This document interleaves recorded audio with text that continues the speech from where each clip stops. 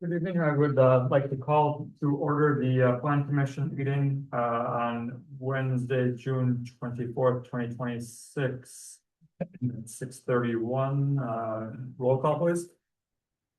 President Gerke, Here. Trustee Baum, Here. Commissioner Eelhoffen, Here. Commissioner Eberly, Here. Commissioner Howard. Here.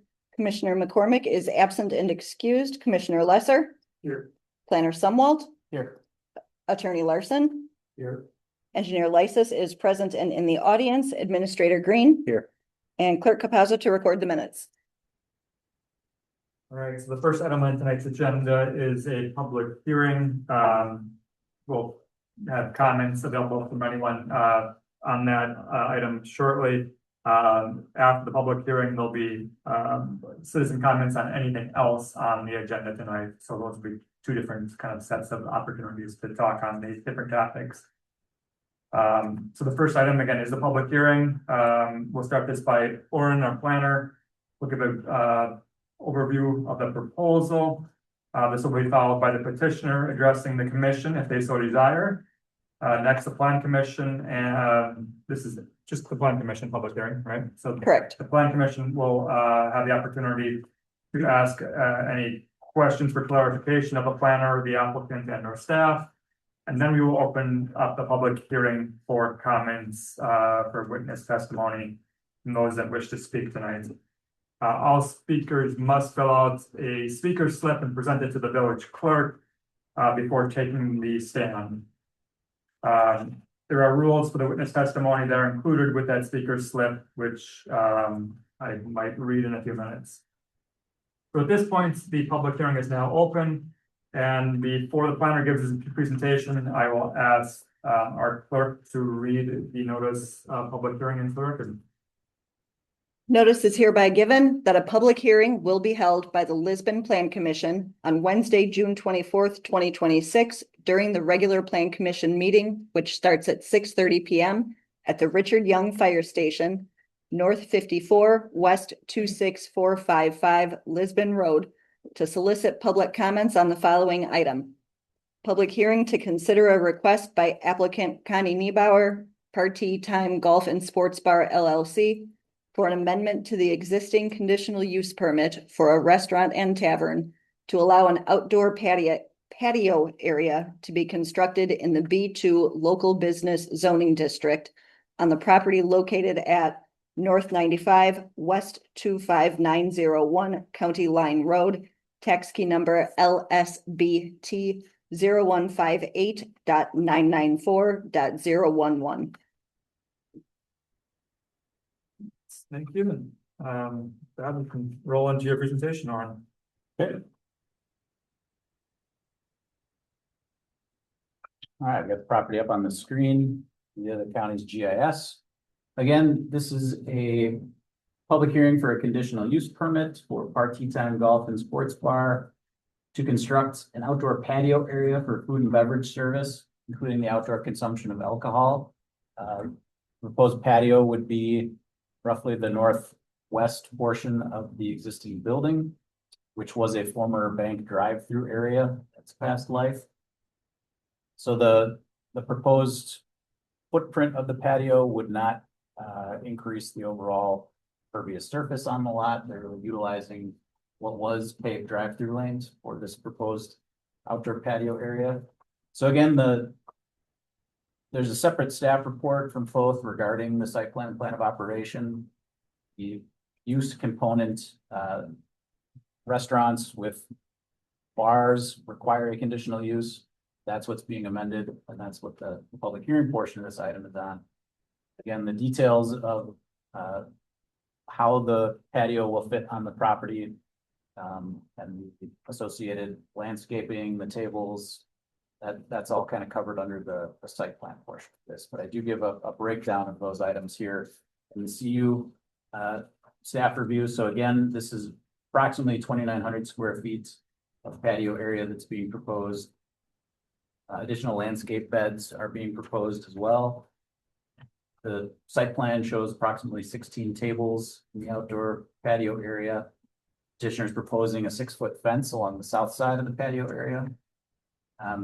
I note that there's existing parking, approximately 128 stalls for the shopping center, which is shared among various businesses there.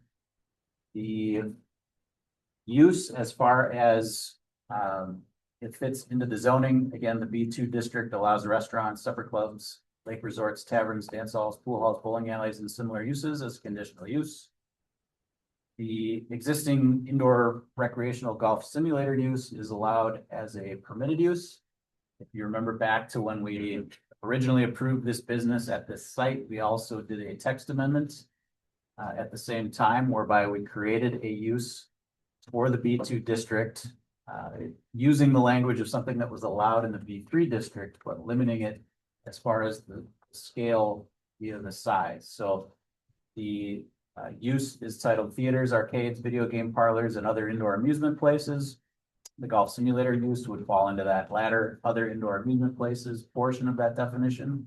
And the limit was that the entire space of the use and all other associated uses is under 10,000 square feet. And then that goes on to say that all be inside a building unless it's screened to the satisfaction of the plan commission. And so the majority of this use is inside the building at around 5,200 square feet. So if you add that to the proposed area for the outdoor patio, we're still under that 10,000 square feet. So the question to the plan commission would be, is the proposed patio area screened to your satisfaction? Again, part of what's being proposed would be new landscape beds on the north side to kind of contain the space. We'll have to hear from the petitioner on this, but I believe they're going to use Jersey barriers as well as a barrier between the patio and the driving area. No, just landscaping. Okay, just going with landscaping then. But then there's the fence for the south end. So if you look at the outline of the former drive-through area, you can see the landscape bed on the north end. So they're going to essentially connect with new landscape beds, that northern island that's near their entrance, and then over to the western island, and then they'll have a fence that goes across.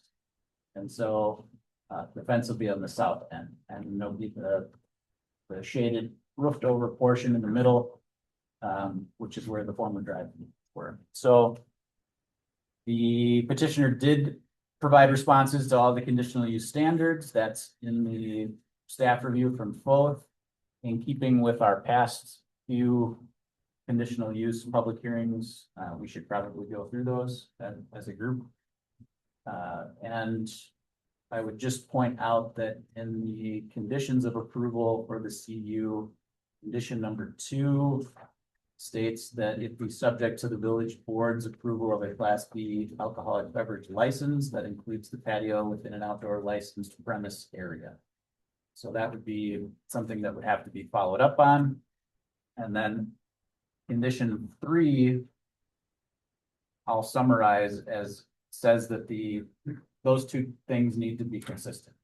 The premise description and the conditional use permit as far as where the outdoor alcohol service area will be need to be consistent. So if the plan commission recommends and the board approves via the site plan portion of this, a certain area for that outdoor alcohol service, that would need to be consistent with what gets approved for the license.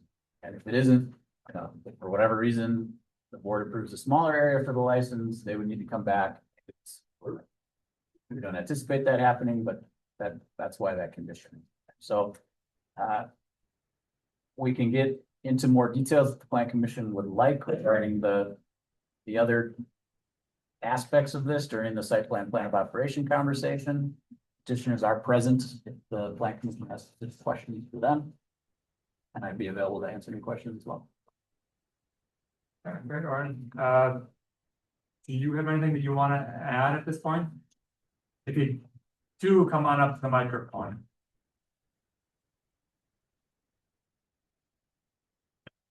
Connie, you're going to have to hit the switch on the top of the mic. Yep. Okay. Connie Nybauer.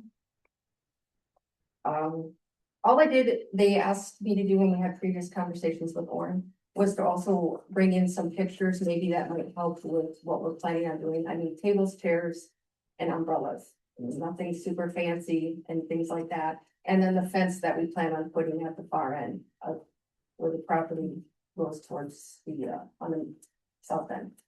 So that I snapped a few pictures of, now this is not identical, but it's just kind of gives you a sample. I can show it to Sure, you. pass them around. Pass them around. I can start, like this.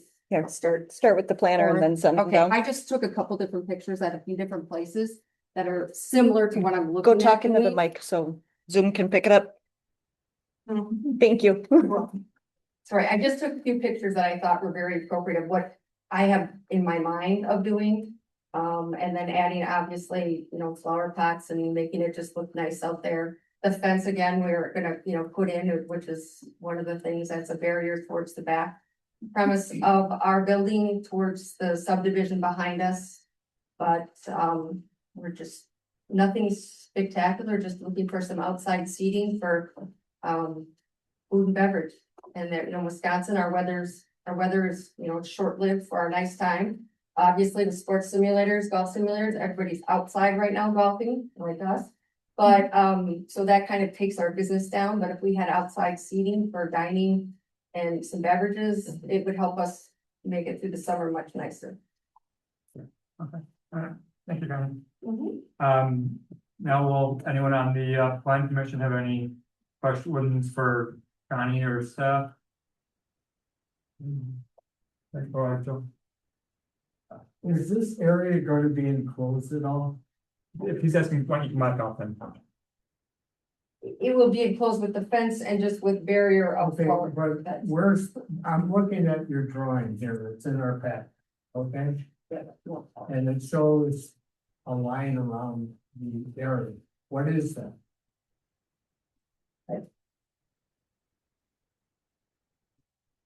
There's a line on the west side and there's a line on the south side with an opening. That's. The majority of it's just landscape that's gonna go around the whole thing, and then the fence is gonna be in the back. It's not gonna be fenced. So off. that, what does that line represent? That's just landscape. That's landscape you're seeing with all the dark. No, I'm talking about here. That's the fence. That's the back part of that, just the straight across would be a fence. Okay, what about north and south? One. That would be landscape. That's, well, no, it would It's just. not, so there's no fencing around this or any wall or anything? No. It's open. No, it's open. So a person could walk from the south side of the building into this area. If they came around the whole way, I mean, we're at the far end. I know. I'm just trying to envision what this is gonna be.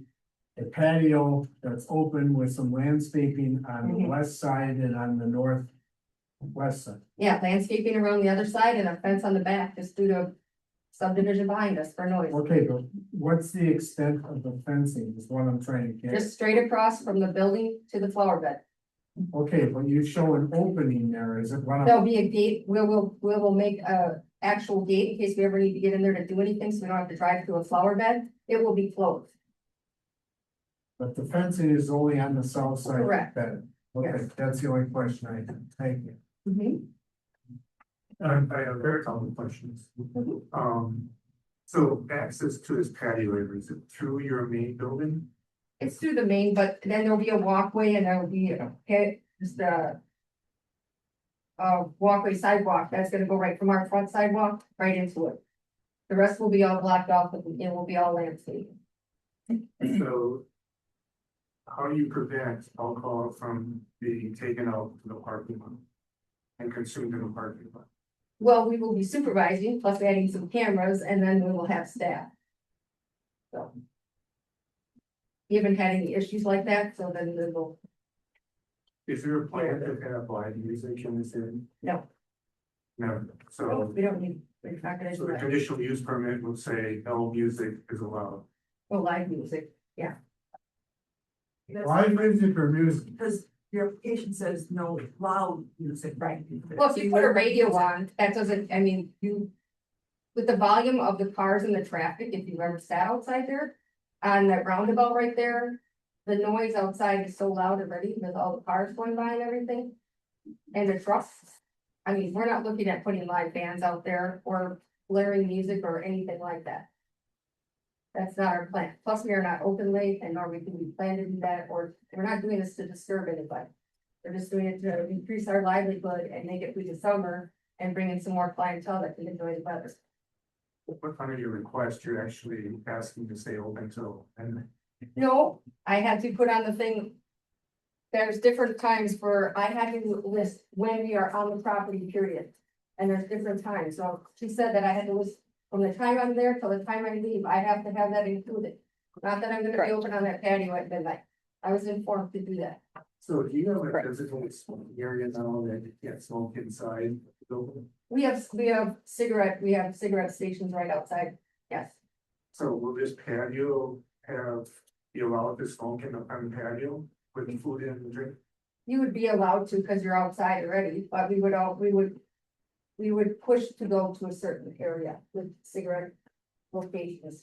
I guess my question is this patio now an extension of the facility, which means that it needs to be designated non-smoking? Is that true? State law defines what, Outside. I mean, we don't have any restrictions beyond state law on the books Correct. in Lisbon, okay. So it's open enough where state would allow it, and we don't have any restrictions beyond the states. Okay. So that area you could have smoking in that area. Once you're outside, you really can't go on that. I mean, I've been Unless to you- outdoor patio areas for restaurants in the last month, and yeah, people are smoking and I don't enjoy it, so I mean.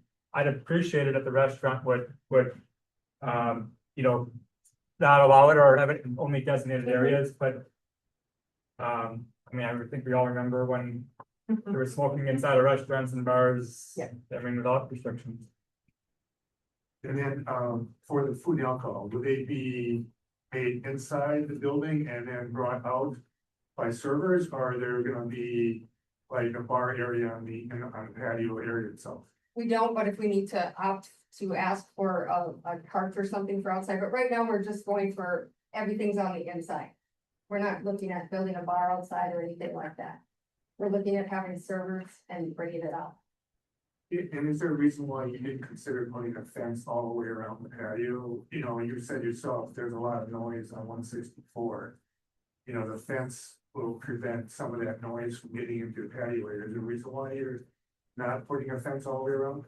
Just because I don't think it's really necessary. I mean, the only reason we're doing it in the back is because of the subdivision that's behind us. Otherwise, I mean, just like you could do landscaping around the whole thing, but we've already dealt with that issue last time, so we're trying to prevent further issues. Do you look, I mean, if people can see that there's a patio full of people, they probably look at that as more appealing to come. Correct. I want, as soon as we do landscaping and we put tables and chairs and make it look nice, people will stop. You know, they will come, build it and they will come, you know, I really believe in that. So I just want to abide by things, do it right. You know, make the neighbors happy. We haven't done anything and I believe it's not about a noise thing at all for us, like not looking at volume or irritating or blaring music, no live bands, anything like that. So if we have, I mean, if we are fine with music, or how do we, I mean, I think. Music at a reasonable level, I have no problem with that, but how do we define, we have a decibel level that we would include? The village has a noise ordinance with a decibel level, as far as what would be considered a nuisance, but it would probably, if there's going to be canned or piped in music via speakers, we would probably want to note that. And that could either be noted as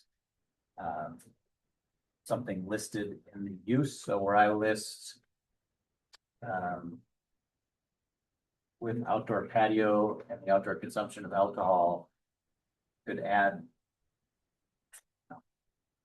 and piped in music, or the planning commission could add a condition limiting, you know.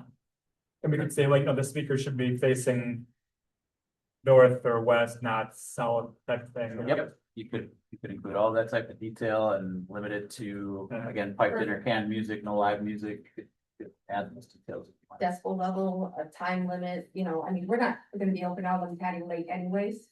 So, I mean, but yes, all of that, I would definitely appreciate all that, because it would be perfect.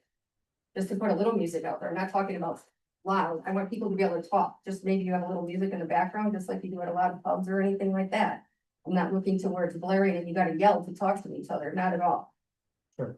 But, Kind of based on the information in the submittal, I've got business hours and then I've got patio hours, and from the application, I interpreted the patio hours to be 8 AM to 10 PM, Tuesday to Saturday, closed Monday and Sunday. Is that correct? yeah, that's what, yeah. That's the idea? Okay. And 10 o'clock, to me, 10 o'clock's a quiet time, and I mean, by then it would be like already taking it down, you know, before that, So then so that you're not, the plan commission could impose hours for music as well, if that was something you wanted to do. One last question, lighting, is there a plan to have additional lighting on the patio areas, and they're gonna be open till 10 o'clock? it would probably just like in a couple of my pictures that I had, maybe we've got lighting out there, but I'm not too bright light, but maybe some of the, you know, the hanging light bulbs that everybody does, maybe just a little bit of that. Because it just would highlight also when it gets dusk or whatever. String So- lights. String lights, yes, thank you. Anyone else have questions? Sure. Yes, when you were here to get your original conditional use permit, there were lots of some comments and concerns with regard to serving of alcohol and the type of business. And it means that the gentleman were made it clear that the business would be contained indoors only. And that the food would not be cooking, so no cooking using any ovens that would be part of vending, so there'd be no odors coming out. Now you're here, you want outdoor seating, you want outdoor food service, and you want music, which is completely against what you agreed to in the first. That's not approved. There's a subdivision, you're in a residential neighborhood. And, I guess your primary business is golf simulator. I guess my question is your primary business golf simulator, or is your primary business transitioning to bar and restaurant? Well, bar and restaurant supports the golf simulator. They go together and the golf simulator alone doesn't make it. Can you name another golf simulator facility in southeast Wisconsin that has no pro patio? I couldn't find it. Wenatchee has one. Yep. Wenatchee has a nice patio, That's a and golf golf course. simulator. They have golf simulators But also. that's a golf course, not next to, not an independent. No, but they got a subdivision right by them also. So they're right by housing. So. I mean, I don't know who else, it's just the way. The golf simulator, yes, that's what we were You know, looking at. I look at all the other ones in the area, and most of them close down their hours in the summer. Right, and we do limit our hours, but it would be nice, we have the space, we could do it. We just need the permission, we're not looking at changing a lot of it, yes, there are changes from that. But we're looking at from growing and learning and what we need to do to make our business thrive and make it through the summer. Winter, we did great, it's wonderful, but in the summer, it just goes like that, so if you can still bring in some food and beverage, it changes everything. What kind of food you gonna have that's not gonna require cooking? We still have our air fryers. That's what we have. We have our air fryers. We have pizza, we have wings, we have tenders. Mott sticks, pizza bread, garlic bread. I mean, we have air fryers, commercial air fryers. They're fantastic and make great food. We just don't have grills. So do you have to golf there to use the patio, or No. can just anybody come up and, so Anyway, you can have. You can have your simulators running, and then you can have somebody who just wants to stop there for. Correct. Chicken tenders and a beer, exactly, so your goal is to draw more than just golfers. correct. Yes, we'd like people that are going to go to Joe Mama's because they want to sit outside. You know, and have a drink. People after work that get together. But they want to go somewhere with a patio. They want to sit outside because they've been in a building working for 8 hours. I get that. I was one of those people. If I was meeting my friends after work, I want to go somewhere I can sit outside.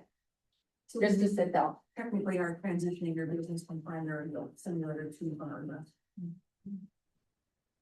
if that's what your goal is attract people to come to see that portion. Well, yeah, especially during the summer. I mean, and we love it during the winter too, because it fits both. We have a bar crowd that comes in. We have a lot of local people and we have a lot of bar crowd that comes in now, and we're building that up to have people just come to the bar. They don't have to be golfers. It's not just that. The bar and everybody is welcome there. You don't have to golf. You don't even have to like golf. I don't care. You just, if there's a bar, there's a restaurant, you know, there's bar and there's food and there's great people. So What's the number of people at the inside? What's the capacity inside? How many chairs do you have on the inside seats? you know, that number is, I don't know. I mean, is You it, got that, Warren? Yeah, in the site plan of operation, details that were submitted, they provided in that application material the various numbers. I think I have that here in the packet, can put that up on the screen for a second.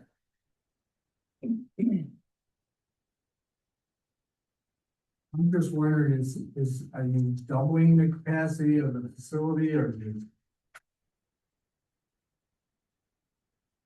If you got 64 outside with this, so is that bigger than what you have on the inside? No, So it's showing on the, I got it up on the screen here, we've got indoor table seating capacity 60. Bar/counter seating capacity 18. Okay. And then that answered my question. The outdoor seating capacity is listed as 40, but Connie, I think you guys show 16 tables with four Yeah, seats each, so 64, it's so- 64. What's the fire code capacity of the indoor part of the building? I don't, Of their, on the other section, because that could be coming to play if suddenly a storm comes through and everybody who's on patio doubles the contents of. well, the chances are it's not gonna be full in-house because the patio won't be full as. Just thinking about weather, if everybody's outside, chances are slim that my inside is packed. It's- That's only packed in the winter. it's probably posted in the restaurant, I believe that's I'm- required, but I don't know, Yeah. I don't know what that number is. Yeah. Okay.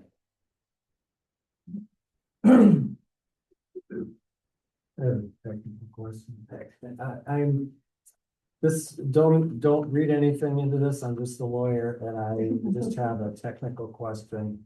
This is written to say that your conditional use would be subject to getting an alcohol beverage license, which means that if you don't get that license, you also don't get the commission. If they do have the license, they would just need to amend the premise description on it, and the village board would need to approve that. But that's not my question. My question is, suppose the premise is not amended. Then you don't want this use outdoors and all. If you can't have alcohol outside, do you want the patio? No, it's not gonna do us a lot of good without that.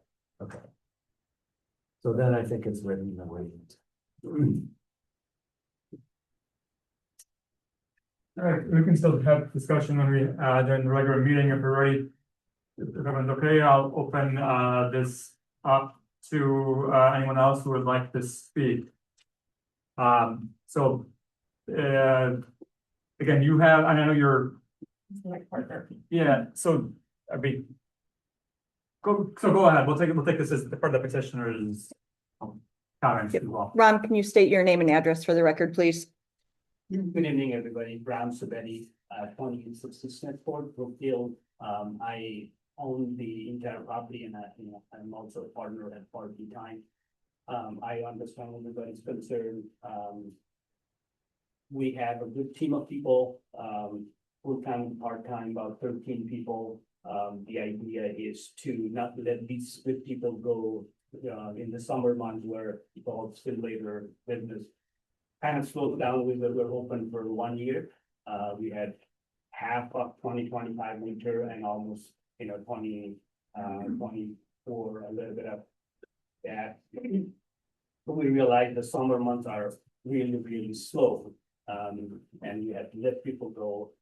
And we started thinking, how can we create a continuous, stream of revenue while we promote golf, learning golf, golf lessons, golf club exchange, donating golf club who wants to learn golf and they can't afford it, and that sort of, friendly neighborhood environment.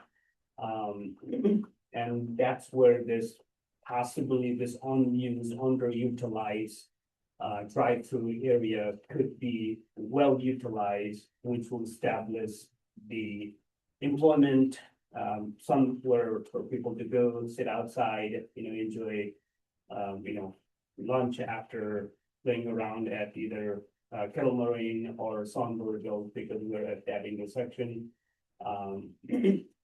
Utilizing that visibility that property already has. To your question, we are not transitioning main focus of our business. We will be a golf simulator. We are looking for survival of that. So that's why the additional maybe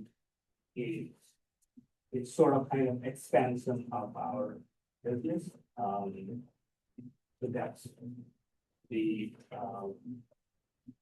that I have on that, and your patio fence question, the line to the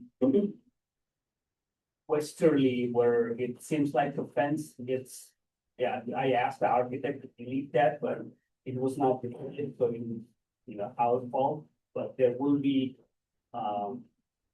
fence on the south side with the gate that is openable just in case if there is a fire or somebody needs to escape out. Or if something happens and the paramedics need to bring the bed in, just for clear access. That's the whole idea behind that. That's all. Great.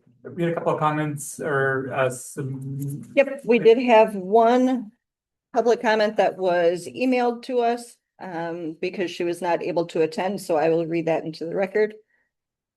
This is from Jill Miles, address N95 W25938 Rivers Hollow Court.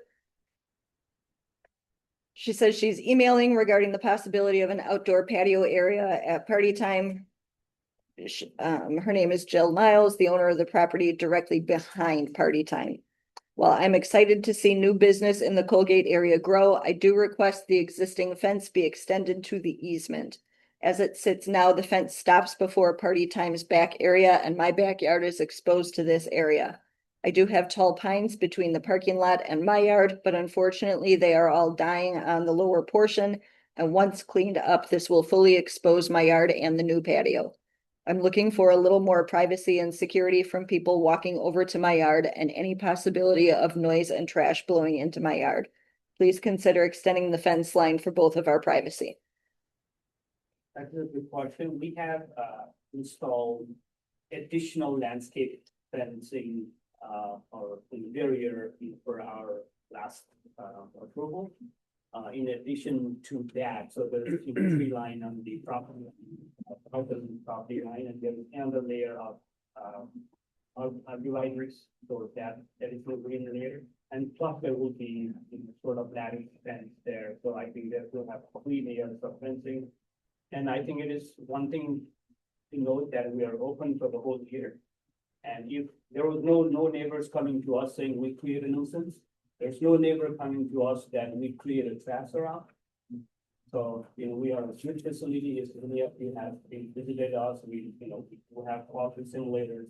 We run really, really good operation, and we are one of the best ones in the state of Wisconsin on the golf graphic technology, golf lesson and all combo.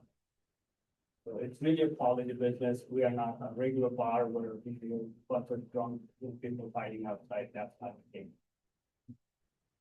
For the record, I just brought up the original landscape plan. I put a snip of that both staff review, which shows the location of the evergreen trees that were planted as a requirement of the original conditional use.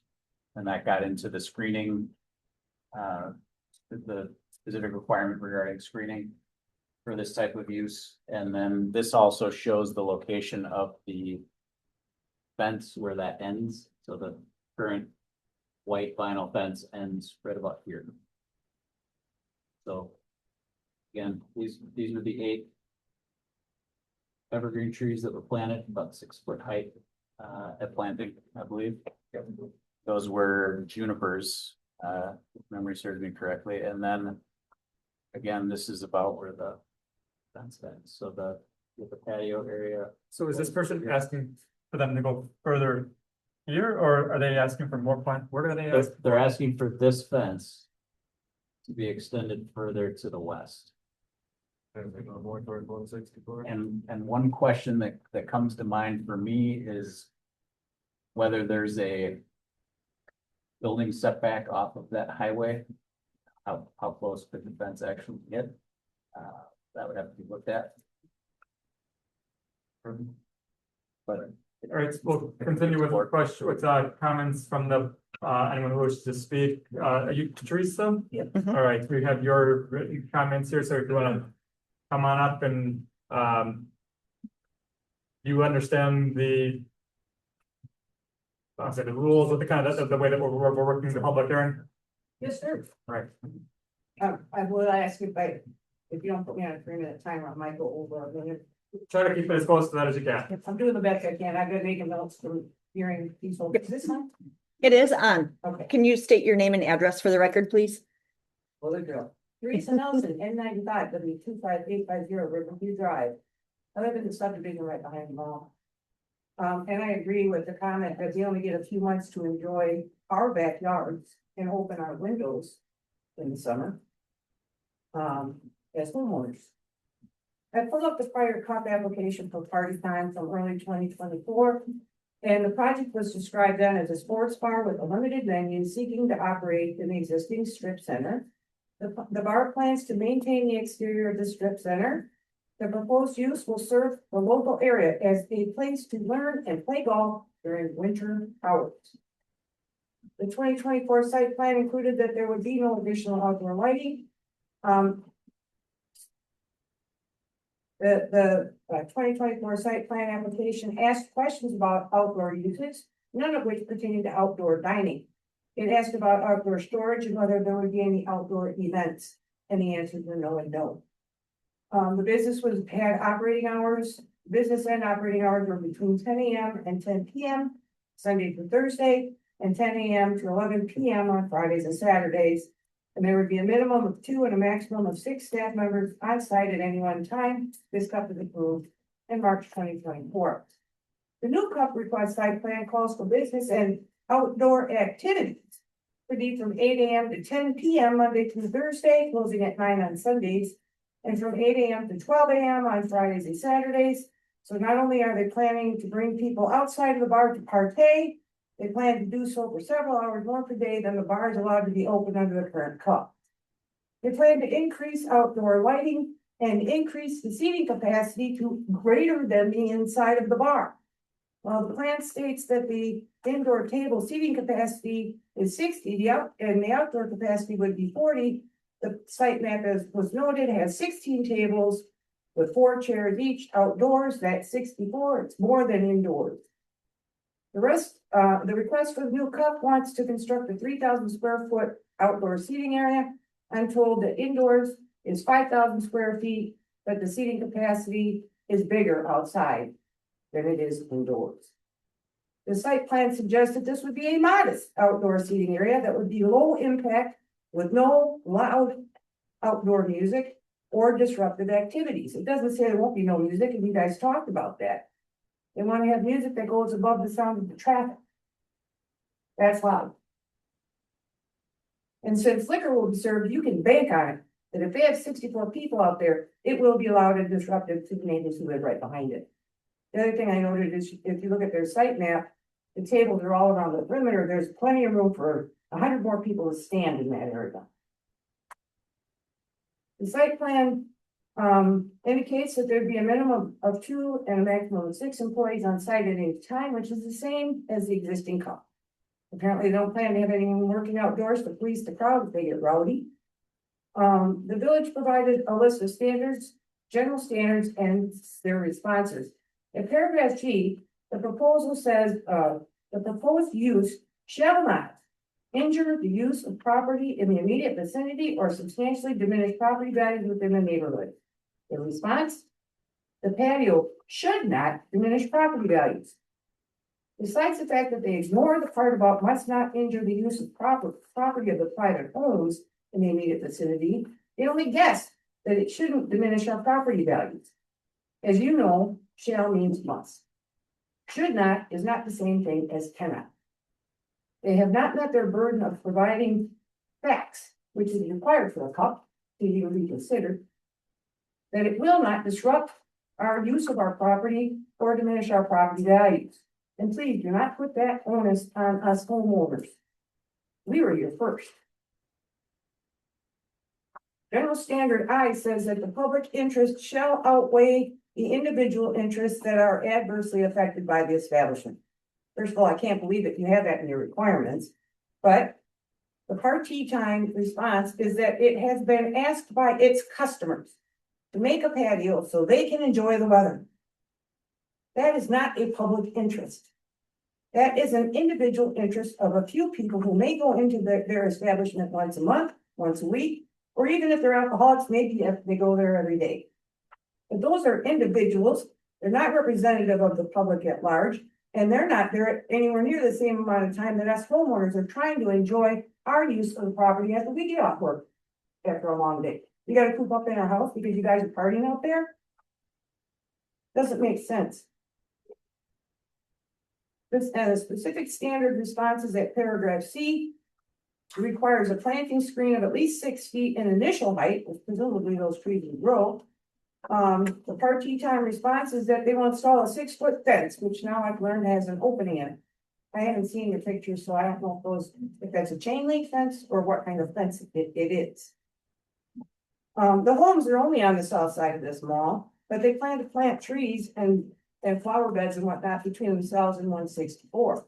They're worried about that area, but not the people that are behind them that have been there for 40 years. This mall property is zoned as B2. I have pored over the village zoning ordinance and I cannot find anywhere that outdoor activities on a commercial property are allowed on property zoned B2. Your definitions at section 1804, 18.04 paragraph H18 defines outdoor, indoor, commercial, recreational facilities and uses to include facilities as listed as conditional uses in section 18.10. Section 18.10 governs properties that are zoned as PR, Park and Recreational District. It was noted that you changed your zoning ordinance the last time they came here, taking a use from a B3 and allowing it to be used in a B2. Now they're asking you to do it again. Because the closest I can figure is that maybe something like this would be allowed on a B3 zone property. This proposed outdoor bar expansion isn't allowed on B2 property. A B3 zone property, and it's in the private interest of some of the individual customers who would like to enjoy the weather, not the general public. Even if it were allowed as a conditional use, which I maintain it is not, this company request needs denied. It would that they wanted to construct a whole addition on the building, keeping it indoors, and a window, so it's a sunroof. All right, thank you, Teresa. Is there anyone else who wishes to make comments tonight? If you do, I'd ask for you to step up to the microphone again and state your name and address for the record. Before you, okay, all right, come on up, you're ready. My name is Darren Becker. I live at North End Ford, West 25357 on Luck Road.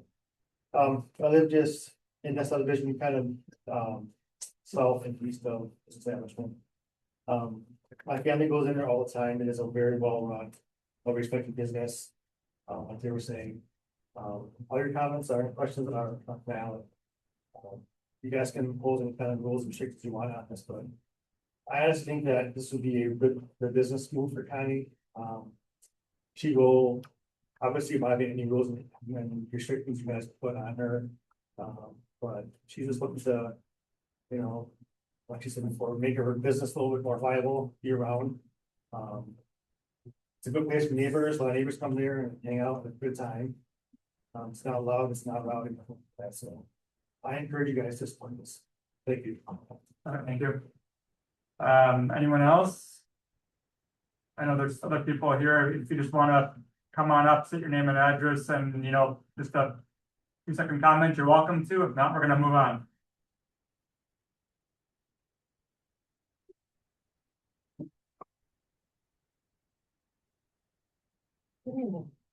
I'm Dee Freeman, 805 West Monroe Avenue in Hartford. And I come down often to, during the winter, I was in Lakes. I would like to have a space that is open for myself. And I don't just mean it for myself.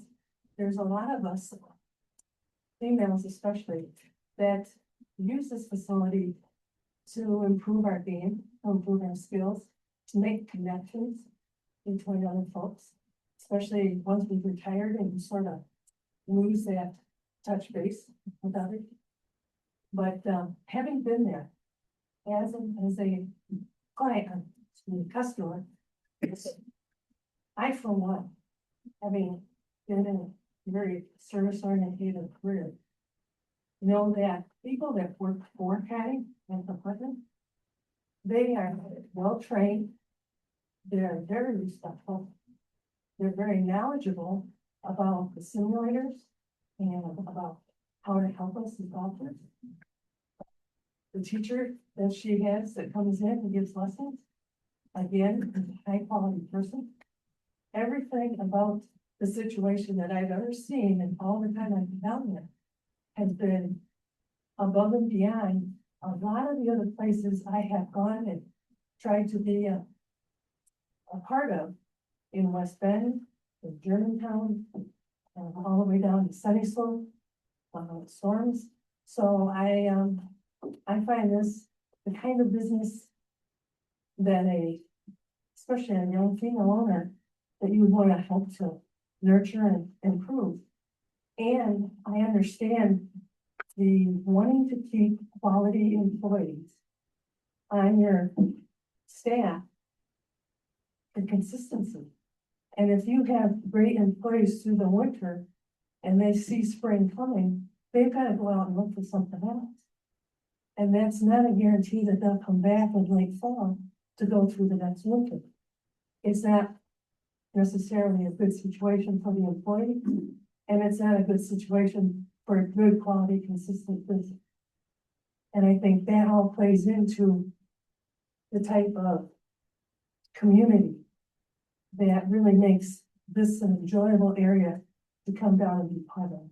I don't live in it. I have a lot of friends in this area, and I have an awful lot of friends that have come to golf the leagues and to golf the just social fun. And we've met a few of the community people, and we've talked and chatted with them. And it's nice to share ideas, nice to get tips, nice to find out about the other things in the area. And I just think it's a huge positive for a lot of people. I do understand there's always another side to the coin, and you have to consider both. But thank you for your time. Thank you.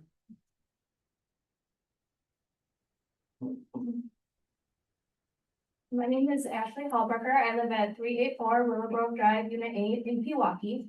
I am the bartender at Party Time. I do weeknights, Tuesday nights, and then Friday and Saturdays. I just want to comment on like the loudiness. We don't have anyone that's yelling or crazy. And even if they do, excuse me, allergies, I can tone them down. You know what I mean? Like, it's not crazy enough to like where people are getting in fights or people are yelling back at me even. It's very calm all the time, even on weekends with alcohol involved. So I can like positively say that no one's going to be crazy outside. Yeah, thank you. Thank you. Anyone else? Anyone else here on this? I don't know which item people are here. I know some people, but is anyone else on this item? What's that? They're all for. They're all, okay. Is there anyone else that would like to speak? If not, we're gonna close the public hearing. Do we have anyone online or anyone on Nope, Zoom? no one present on Zoom. All right, so hearing no additional comments, I will close the public hearing at 7:20. And we will move on to citizen comments in regards to anything else on tonight's agenda. This is your opportunity to speak on anything again tonight, limit your presentation again to 3 minutes. Is there anyone here that wishes to speak? And still no one on Zoom? Nope, just staff on Zoom. So we will move on to item 5, which is approval of the meeting minutes from May 27, 2026 Plan Commission. Is there a motion on the minutes? Motion made to approve by Rod. Is there a second? Second. Sherry seconded. Any discussion?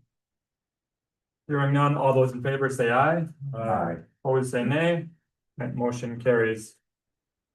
Item 6A is new business, discussion and necessary action regarding the following. The request by applicants Connie Neubauer for party time golf and sports bar LLC for the following related to addition of an outdoor patio area for the to be constructed in the B2 local business zoning district. The property located at N95W25901 County Line Road. Listed tax number 0158.994.011. I guess there's two subsections of amendment of the existing conditional use permit for a restaurant and tavern, amendment to the existing site plan and plan of operation. So Orin, you gave a nice overview of your suggestion earlier. Was it yours or was it, I think it was yours, right? To go through these point by point? I think that would be consistent with what we've done with some of our past conditional uses. Yes. All right, so if I'm. Where am I starting on that? I have a question for him first, I suppose. We know what kind of fence this is? Is this acoustic barrier fence or vinyl fence or the one that's by the patio? I think what's intended is something site-proof, not a cyclone fence. I don't know if it would be wood or vinyl to match I think the existing fence that runs the property line is vinyl. Memory serves correct. And the opening would be a gate. A gate, which would be shut through. This for access. All right, so page 2,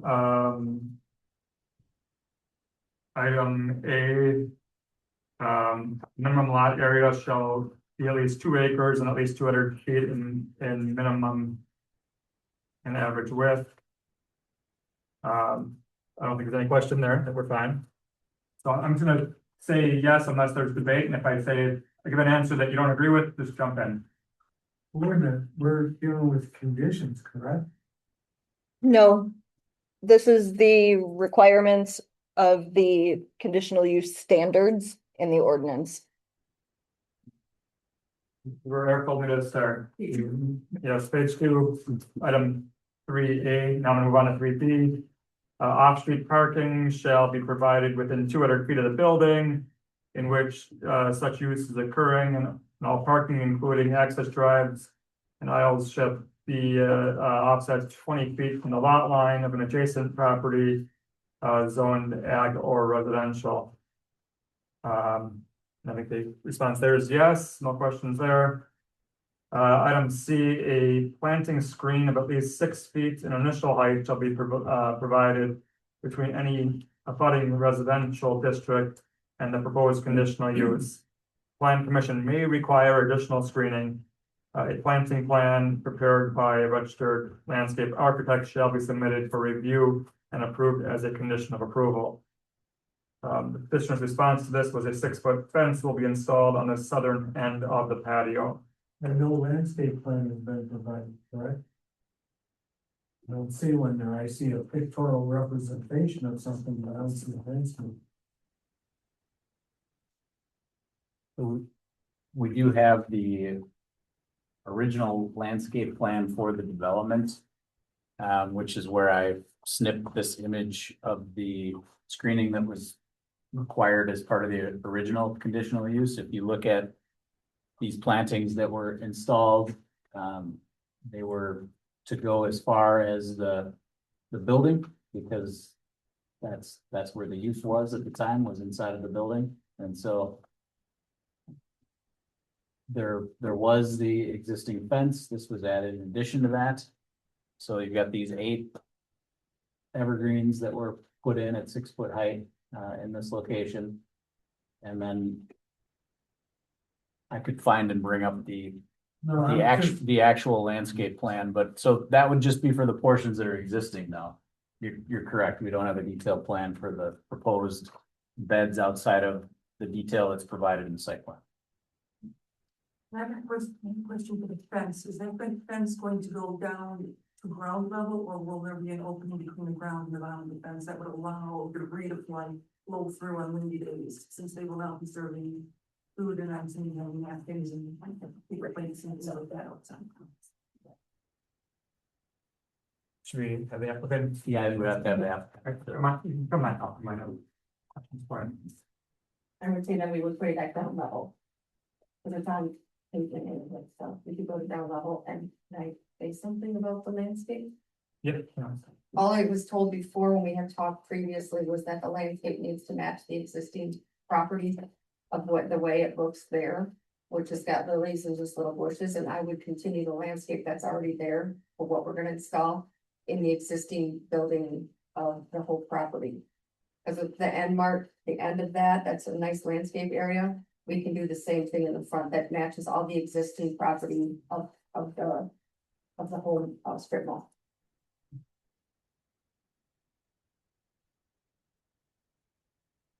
And then, if the fencing goes down to the ground level, I guess I address that concern for where the gate is, I would say it would have to be off the ground a little bit, but you'll extend it as low to the ground as possible. Okay. Then if we do move forward with something, do we want to ask for the landscaping for the trees, the evergreens to be further extended to the west as far as would be permittable or permitted by your concern, Orton, about setbacks from the highway earlier? No, my concern is regarding if we had a letter read into the record from a adjacent property owner to the south, was asking that the existing 6-foot vinyl fence be extended further west. And that's the one that, there are rules about structures within a certain distance of highways that I would just want. If the plan commission was amenable to doing something like that as a condition of this approval, we would have to look at could it be done? Keeping with all the state's regulations. But I think the question for the plan commission is just, again, is the proposed outdoor patio area screened to your satisfaction? The petitioner is proposing a 6-foot fence along the south side. And then the existing landscaping along the west side and propose new landscaping along the north. So, Which would match what's in place already there. correct. And even if the fence can't go that or too close to 164, could the evergreens plant those up anywhere in the property? There's no, We could require the evergreen to keep going, that's not gonna work. Well, the fence is going to be, I'm saying, it's so But it would mask the view of the fence too. I mean, you Right, extend right. the evergreens all the way as far as to the west side of that patio. You wouldn't see the fence at all from the neighborhood. I think you do have to, road map, they just kept that going. you do have to worry about those trees though, when deer eat them, and there's already trees along that property line, and she's saying that those trees are already being, eaten up. I think So, those are her trees, not the ones that on their property. I think there's another set on their property. yeah, they could be her trees, but I'm just saying you're gonna have to worry about down the line, those trees having the same issue potentially. There are arborvitaes that are deer resistant. if these are the arborvitaes, I think the desire might be, if this goes to the end of the building, if we extend this to the end of, at least to here or to here. But be just matching this and going there. We have laterals there. Ron, can you speak into the microphone, please? We have our sewer lateral running that way. I don't think we can plant there. Or not a sewer lateral, but a drainage. Holding tank or? Holding tank? The whole thing. So that's the reason that we stopped there. But, we will certainly look at possibilities of adding those, in the future, or, where we could add. We're fine, we'll try our best to provide privacy and neighbors to our south. Looking at Harbor Ladies, take the decibels down 5 to 10 decibels, sound going through. Alright, Gonna be wood fence and the other that is definitely a double barrier if you will. yeah, that's looking, depending on what type of fence you have, a wood fence could be 3 to 10, depending on how hard the wood is. Acoustic barrier would take it down 10 to 15 plus, depending on. The Are we fine with item C then, or are we on the same page? Eric, are you fine? I've heard a lot of ideas, you know, there's talk of extending it and not, so I'm not sure there's a consensus. All right, so the planting screen of at least 6 feet dimensional height should be provided, okay, so. There's a fence, sufficiently sized fence along the full southern portion of the new patio.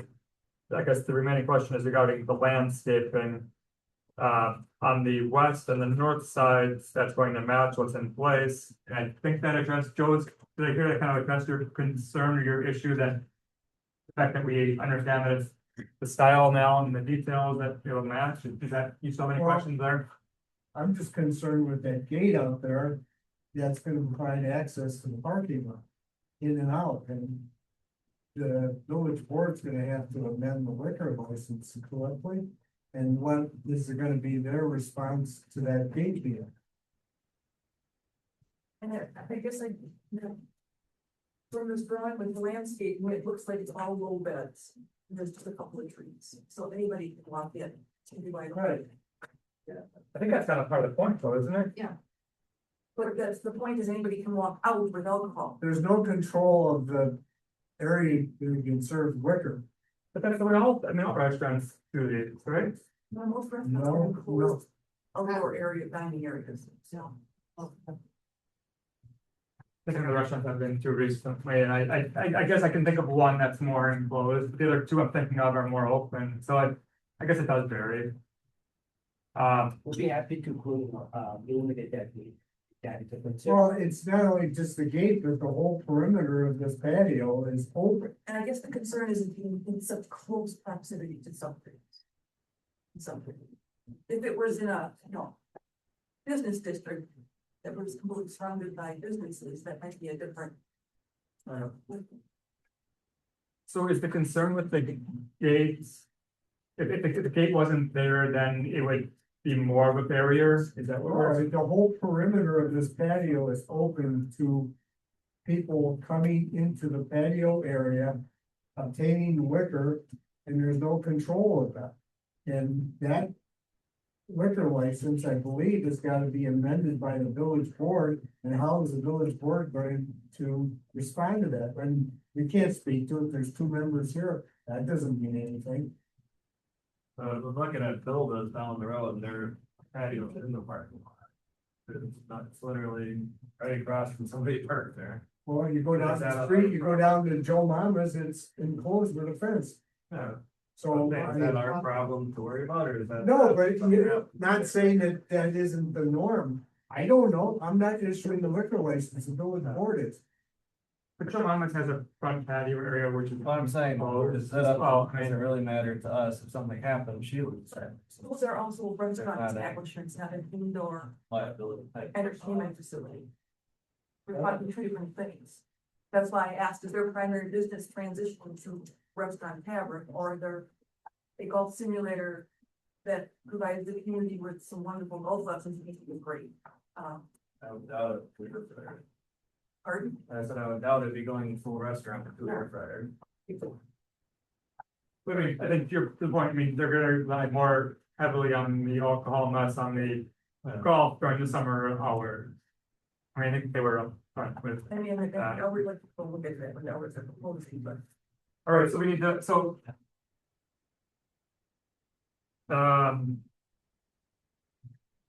Right, so where are we at? Let's do it, I mean, we want higher barriers around the entire area. I don't think that's very. All right, I'm on the same page as Rob. I mean, I think we have some other people that say otherwise. Where are you at, Brian? Great, always kind of spectrum parking lot. I would imagine that's on her license, not happening. But I'm not sure how that exactly works. Eric, do you wanna? And Joe Mama's in one way at you have to come across. So the municipalities address the outdoor license premise issue differently. Some require it to be fully enclosed, as you said, and some don't. And it's okay, but the alcohol can only be in the licensed premise either way. If there's no fence, there needs to be somewhere to keep the alcohol from going outside the premise. But I'm just looking at your code to see what your code says. And I see something about premise extension, and it says the premise extension shall be particularly described adjacent to and operated as part of the premises license to sell alcohol beverages. Blah, blah, blah. So there is a requirement.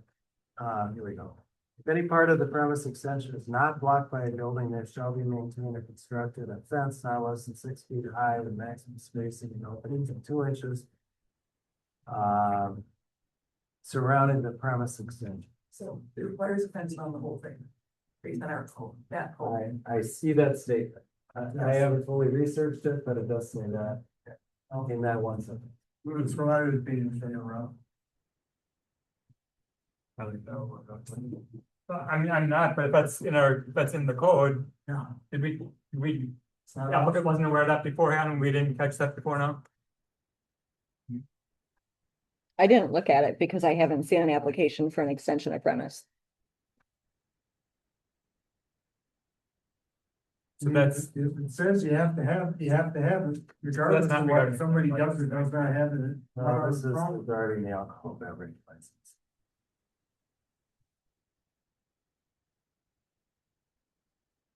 So I get the potential desire to enclose the space, I guess, but in my mind, that would be like a 4-foot, maybe like aluminum fence that would still allow you to see the space. You could have a This- wrought iron fence or a. Yeah, this doesn't say site curve though, so, No. but it does say 6 feet. It does say 6 feet. Again, that's not for the conditional use, but that is for the liquor and yeah, it's if not- they're, as you said, they're very much tied together. Well, the premise area description, again, needs to be consistent. And so if however, this is requiring a fence, the site plan would have to change not necessarily unless we want to make the closing of this space part of the condition. So I think it maybe has a ramification for the site plan, but it's up to you if you want to make it a part of a conditional use. It does require a fence. You can't just walk up and either go to the dining area or into the front door. To me, that fence would have to close that area off. That's the way I interpret it. So we're gonna require them to go into the building and go into this area is what that's your question, right? Well, if it's required to have a fence for the alcohol area. So right now, when you walk up to the front door, you either go right to go into the beer garden, I'm gonna call it a beer garden. Or you go straight into your facility. So if it needs a fence, doesn't that fence have to be complete? You know, if our ordinance says it needs a fence, then there's no way that they could even get to this beer area or this outside dining area. Unless they go in the building first and then go to a separate Or door, they put the fence like this. or you put a gate. You put a gate right at the front sidewalk and then you just enclose the entire patio area with a fence. There'd be a gate right here. That's it. That would enclose the area. Somehow or another, I think you need to control the ingress and egress into this patio area. An unmanned gate isn't gonna control it, No, well, it's, unless you have something standing there. All right, so Eric and Oren, with this information here, can you kind of help bring us home here? Well. We need to stay focused on the conditional use. We're not gonna issue the alcohol beverage license. There's no I point of think- approving a conditional use that's not going, I mean, that's that, with one of the conditions being the Yeah, alcohol license. Right, so I think what you would say is that, you know, if. I don't want to rule on a final basis that this is the provision that applies. I really haven't given it much thought other than just sitting here today. But it does say 6 feet surrounding the premises. So unless they can come up with some reason why that doesn't apply to them. And that's gonna be the requirement that the board is gonna impose if and when they issue the alcohol beverage. And so for purposes of the conditional use, I think you'd say. It has to be surrounded by a fence if that's what is required for the alcohol beverage. Okay, so that's, so, I just wanted to add a few things when we were done. okay, all right, go ahead. So to the best of my knowledge, it is kind of misinterpretation of the code itself. In all of the facilities in the village of Lisbon, including Juma's or Fairwood and Woodside, if somebody intentionally walks away with a drink on their hand, there's no police, preventing any of the other facilities. We will be no different than those, right? Obviously, we'll have employees on site, they will be watching, and they will try their best to control that. But if somebody intentionally does it, then there's a police force for it. Sure, yeah, and we have, the golf course is already unique, I mean, they sell alcohol on the course. The Monmouth is right there, but that's actually in Ridgefield, so. I mean, there's Yeah, that's one of the 3 golf courses we have. All right, so if there's a requirement, I mean, for, How can you approve something that's exactly against what the code says? I don't care where, if it's 1 in 20 out of 21 places, it doesn't make it. We're standing here, we're sitting here talking about something that specifically says it has to be enclosed by a fence. How can we just ignore that? I'm just asking the question. Somebody's gotta tell me how we can just close our eyes to it if it says that. I don't think the case that it's been ignored in every other place has any standing. So one thing I would say is that their original license, as well as the other licenses that have been issued for on-premise consumption, all of those licenses and their premises were approved by the village board prior to the adoption of the new alcohol license ordinance, which substantially changed, and I believe that was adopted end of 2024, beginning of 2025. is that specific to Lisbon or is that states, taken from the states, or how did that come about? So that was an ordinance that Attorney Macy drafted based upon the changes in state of Wisconsin's alcohol licensing statutes. So the ordinance was drafted to reflect the change in state law. And we now go under the current ordinance. I mean, you have to abide by the current ordinance. We do. And so, and if this is, if their whole purpose of doing this is premised on them getting approval of an outdoor liquor license, they need a fence. Can we just, everyone on staff, can you just bring us home on this? Is that correct? I mean, if Well, it is, let's my just say yes, question is move on. whether is the liquor license existing, does that qualify them to not fall under that provision since they're not requesting a new license, they're only changing their premise description? Before they didn't have. I think Eric's, I would say their business is changing, so I don't think they need a liquor license. well, So, when Eric read it, it spoke specifically to extension of the premise. Is that correct? yes, it's an extension of the premise. Right, so I So- think Here, the extension of the premise without first obtaining village board approval for an amendment of the license description of the permit. The village board, I don't see how can you ignore it? Well, I don't think that anyone is, No. I mean, is doing that. I don't. I think you have to follow the rules that Eric provided, so they would have to fence in that area. Completely sensitive. No open.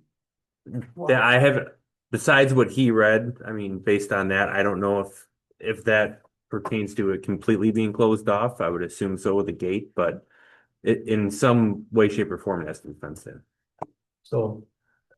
I don't wanna overly complicate this, but it does give you two options for fencing. One is 6 feet. For double fencing of not less than 4 feet high with 6 feet between fences. A multi. So you put that, we're running a. You put up 2 4-foot fences. So, You got raccoons in it. Could we add a condition to the approval, either that states generically that the approval needs to be consistent with the village municipal code and or state statutes, or provide a condition that says that it needs to be consistent with this specific section of the village municipal code, and not, and we could add a similar condition to the site plan, that, you know, should that be required, to be subject to review and approval by staff, either the zoning administrator or the building inspector. Because, so we've had a conversation, we already had one of the plan commissioners bring up a concern that this wasn't fully enclosed prior to knowing about the question here. It sounds like we want more research from the village attorney regarding the application of this, but knowing this, they will have to comply with it regardless.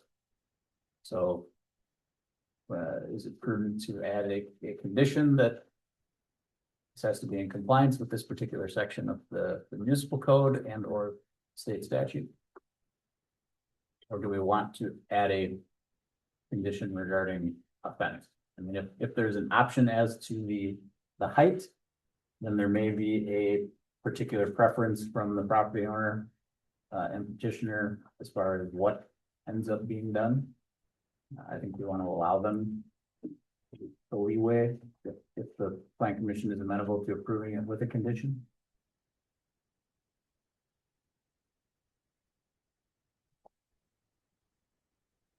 So following up on that, if we could add a condition among the conditions on, that are recommended here, just add a condition saying subject to the fence surrounding the licensed premise. If the board determines that it's required for the whatever. Or you could just state something like that the site plan meets the requirements that are spelled out in the ordinances for the liquor license. That way it leaves it completely open to whatever the interpretation of that ordinance is. And then they have to comply to that in order to get the conditional use system.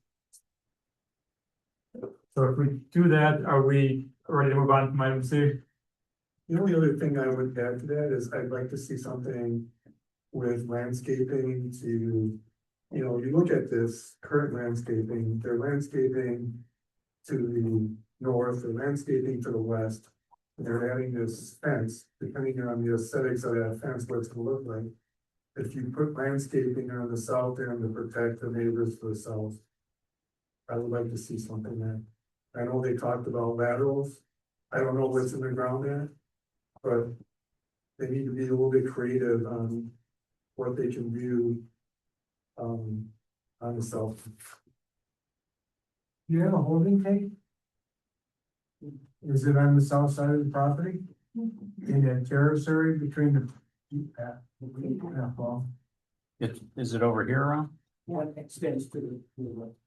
You can see where, if you look hard, you're right there. It's gotta be right there. You can see it in the grass. I would be happy to do that, no trees. Ram, you have to speak into the microphone.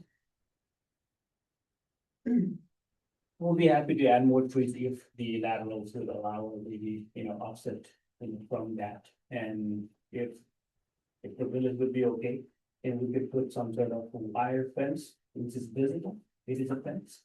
But it will look ugly, just like, trustee mentioned. Not sure how much restriction we would like to put on the business, obviously, we're part of the community as well. That's all. So again, so I think the landscaping it's been addressed and to the south there, being further extended to the greatest extent possible. Allowed by the holding thing, and if the fence, I mean, so we talked about the fence to the south there, it's gonna be a wood fence, it's gonna be a barrier. It's not gonna be able to see through, it's gonna block noise. The fence, the 6-foot fence on the, if it's required and there's no way around it on the west and the north. I mean, if that is required, we're looking for something not chain link fence. I mean, you don't want that and we don't want that. Decorative. I could maybe see like a split wood fence or something, just to give it the area. I think the intent is that you can't pass a deer through it, right? I mean, that's, right, that's the whole reason. I would have to read the I ordinance. think that you I don't can't want to speak to go, that right you don't now. want to go over the fence. The point is that you want to impose people in the area. Well, the 4-foot. If you're worried about beers going out, they'll just throw it over The there. double 4-foot fence is for passing stuff out. I mean, that's, if you logically, yeah, so. That's what this, I mean, so. I mean, looking into that, that doesn't seem right. It looked like a nail. All right, so I think we now we are there, so it's the fencing is gonna have to be there if it's required, otherwise. And then we're talking about landscaping on the south there to the extent allowed by. The holding tank. Item D, the proposed buildings shall be offset at least 50 feet from adjoining residential district. And 100 feet from the high water mark of any lake or body of water. The patio is 50 feet away. We're fine there on D. E, the site plan and plan of operation is required in accordance with section 18 of the village zoning code. This was included in the submission. Mhm. All right, so we keep on going then to the next one. Next point A is the proposed conditional use shall comply with all regulations of the zoning district. Do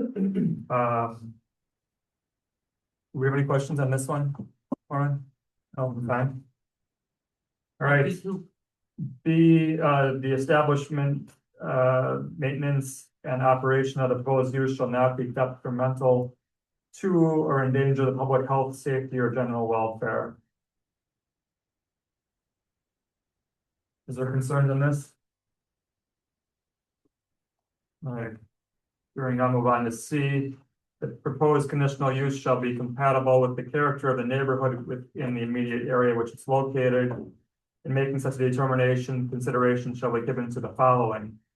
The type and extent of landscaping and screening on the site. All right, so here we talked about this pretty extensively. The petitioners, well, some of this is now a little outdated, but so I think, are we on the same page with our earlier comments on the landscaping and screening?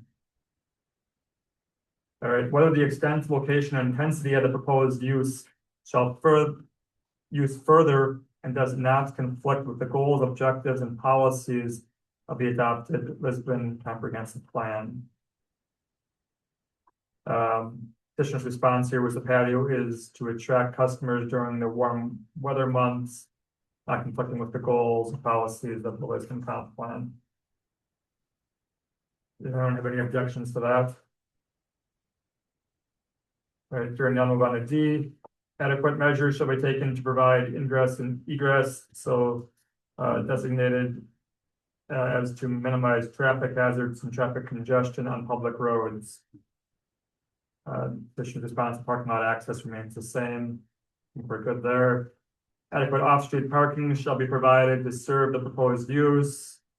The parking lots, I mean, there's obviously a large and I don't, never has had an issue that I've ever seen with capacity. Okay, by all time, so have no big. The proposed use shall not be noxious, and offensive by reasons of vibration, noise, odor, dust, or gas. I think the one concern we had here was the noise. And, or in you, I think we talked about music, the speakers needing to face the, not face the south, and then decibel level, do you have anything we can quantify there? I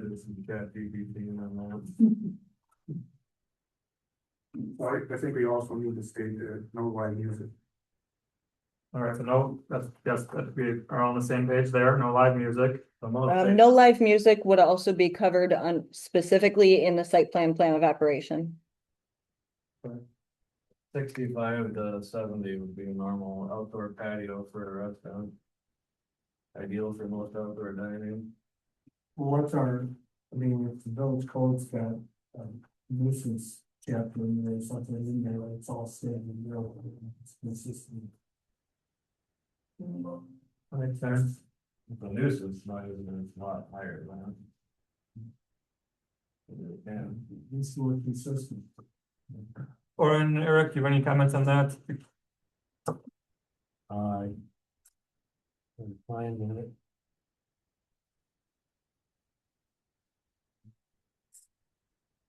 Yeah, anything to add there? I'm looking at her, trying to find a nuisance ordinance here.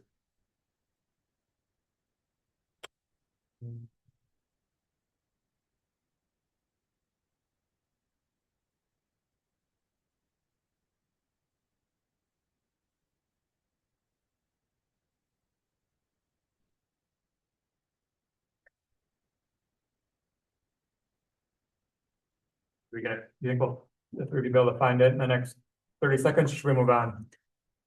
I'm not saying anything, but we could make something to state that it will, they'll comply with our nuisance ordinance, which is chapter 6 of our municipal code.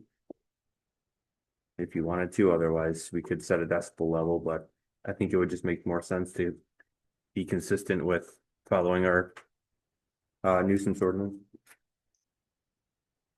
So that's what, I don't think there is a decibel limit. I think it's just general. It says shall be 11, so as not to disturb a reasonable person.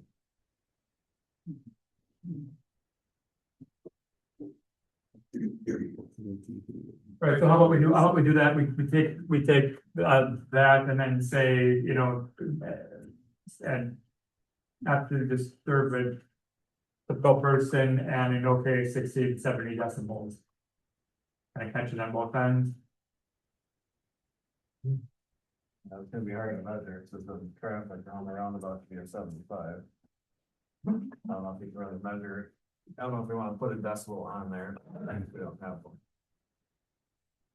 Where does the planning commission want to land on that? Just leave it in accordance with the nuisance ordinance, it's in the code, and leave it at that. Are we, You can argue about it at that time. are we fine? Is there majority on the page there? All right, the bird always 3 thumbs up, we're good with that.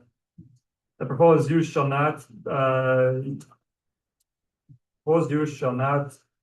injure the use of the property in the immediate vicinity for the purposes already permitted or substantially diminish the property values within the neighborhood.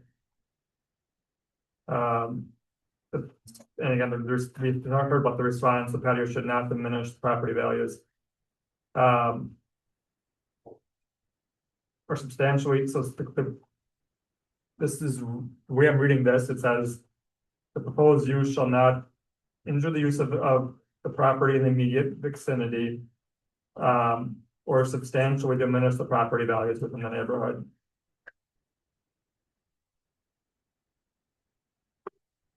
I think based on the other restrictions, I don't have a large concern there, as do others. No facts. I think the concern is too close to neighborhood residential properties, but not for venue. Eric, do we have to show substantial evidence as to how it would impact the values of the property? Yes, there needs to be substantial evidence. If we would say it diminishes property value, we would need to have substantial evidence. And it says substantially diminishes, this is that, And that wouldn't be the business part of that whole thing as a whole, that would just be the outdoor patio that diminished. by adding the outdoor patio, does that substantially diminish Not the the property values? whole building itself, Right, but it'd have to be the whole building or just this one addition, that's at the minimum. I don't know. just the conditional No, use, it- right? It's just this conditional use is the issue. So when I have seen that argued on conditional use permits, it's comes through testimony of an appraiser who would come in and provide, expert testimony on the value before and the value after. We don't have that, so I don't think we have any substantial basis to conclude that this would adversely affect property values. All right, so, you know what Eric said, I'm gonna move on to item H unless someone wants to continue here. All right, item H is the proposed use shall not impede the orderly development and improvement of the surrounding property for uses allowed in the zoning district. The response here is the building is existing and the patio will not impede further development. That's pretty straightforward, right? I, the public interest and welfare supporting the proposed use shall outweigh the individual interests that are adversely affected by the establishment of the proposed use. This-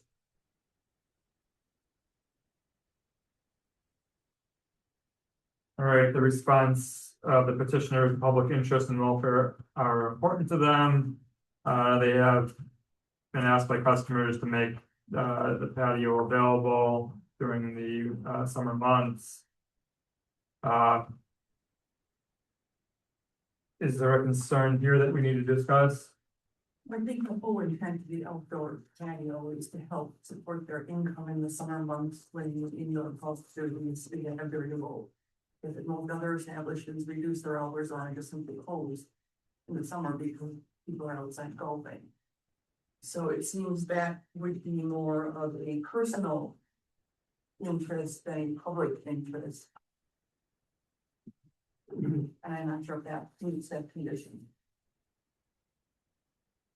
And I think that's a, can you adjust that for us, Eric? And that's, I totally see what you're saying there, so I think that's.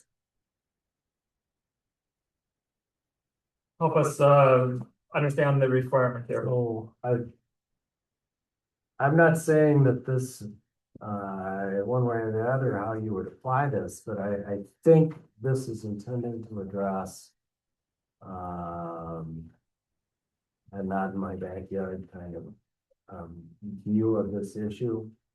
It's trying to say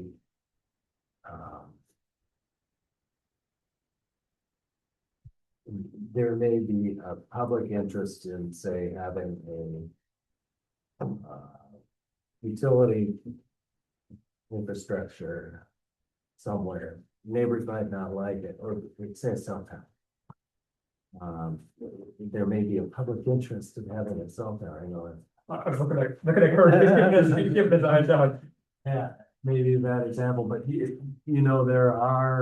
there are uses that neighbors don't want to live by, even though the public might benefit by it. And I think that's what this condition is addressed. Highways.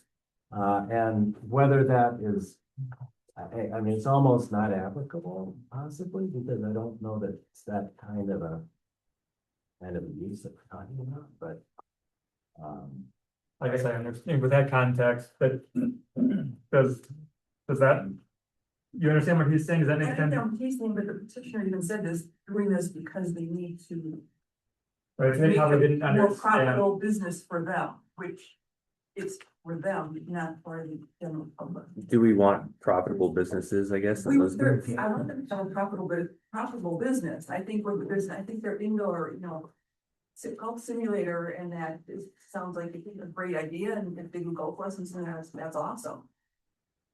But I'm just saying, I'm not sure if what they presented meets that particular Well, it appears that the public, condition as I read it. it Sure. appears that the public, at least some of the public wants to have this happen. And I think, there are objections from the residential neighborhood, which we're trying to address as best we can. But I think there is a shared interest in having, this go forward.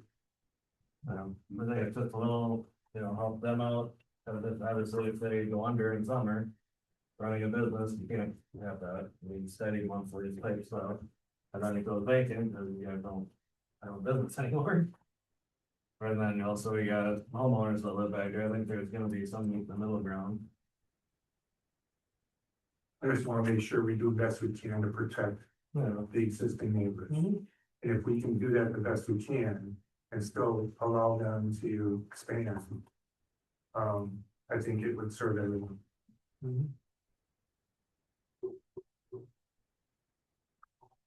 All right, I think we talked about this, and Eric's effectively saying that the way that should be interpreted is that it's more for a public project than, and if it's not, we're not necessarily we haven't reached the burden of being able to deny it based on a lack of, or not being in public interest. Yeah, and I think we could find that, if that's. But you should rule on it and say whether it's met or not met. So sure, you still, after that discussion, you still feel it's not met?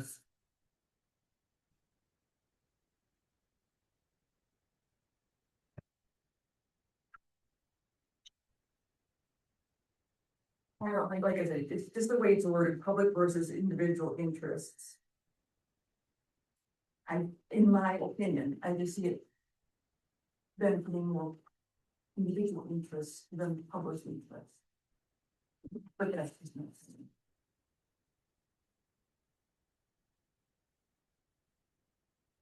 All right, how does everyone else feel? I don't think it's really applicable. Also shall outweigh individual interests that are adversely affected. But it wouldn't even be very individual, it would be somebody else's individual interest. That'd be like, if I was back there, that would be my individual interest, how I read that. Versus other people. All right, so Sherry feels as though this requirement's not met, Rob feels as though it is, Brian, where are you at? I feel it's bad. All right, Joe? All right, Kurt, all right, so that's majority, we're on that this is not an item that would hold things up. Item J, all other conditional use standards identified in this ordinance are met. Do we have any other concerns? All right, so, I mean, I think we had some big issues with the fence and the landscaping and the sound, music speakers. You talked about the street light, the string lights. So here goes the items that would need to be addressed in addition to the recommendations here made by staff. Based on the way we went through all those points though, Eric, I mean, I think the way that you guided us that we really don't have a choice other than to approve based on the way that we rolled on each of those individual points. That's correct. But you can impose reasonable conditions. I do have some suggestions. As you say, there were some issues raised. So one of the conditions that I would suggest is that we would say it's subject to the site plan being revised to comply with all applicable village ordinances as necessary. And that's the language that suggested to address the the fence and it's, you know, broader, this is, you know.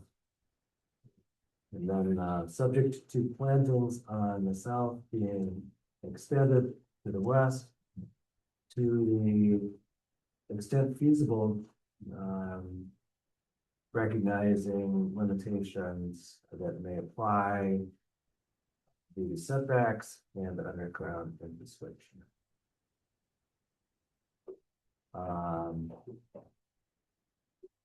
Then subject to any amplified music being directed away from the south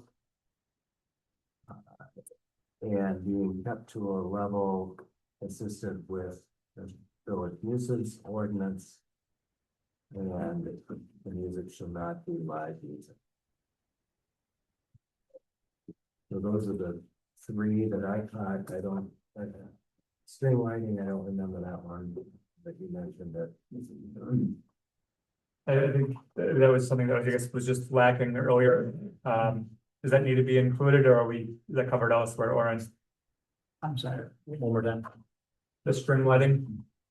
I don't believe that type of lighting would be covered by our ordinance requirements. Okay, all right. I also don't think that that produces the level of lighting that would exceed any of our requirements. We keep on discussion, but Is there a concern from the, I guess, is there a concern from the plan commission with the addition of string lights to the patio? I'm not worried about. In the. That portion faces 164. with other conditions that, before we have a motion, other conditions that the planning commission desires. All right, so then I would be looking for a motion, again, the staff's recommendation is to approve based on the 8 conditions, and then we would add in the 3 that Eric just listed. All right, is there a second to that motion? Kurt, that was you? Yes. Yes, Bob made the motion, Kurt seconded.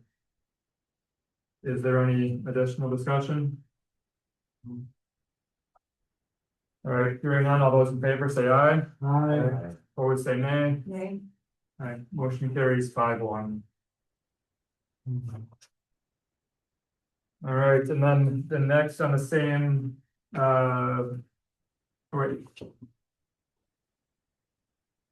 All right, that covered the.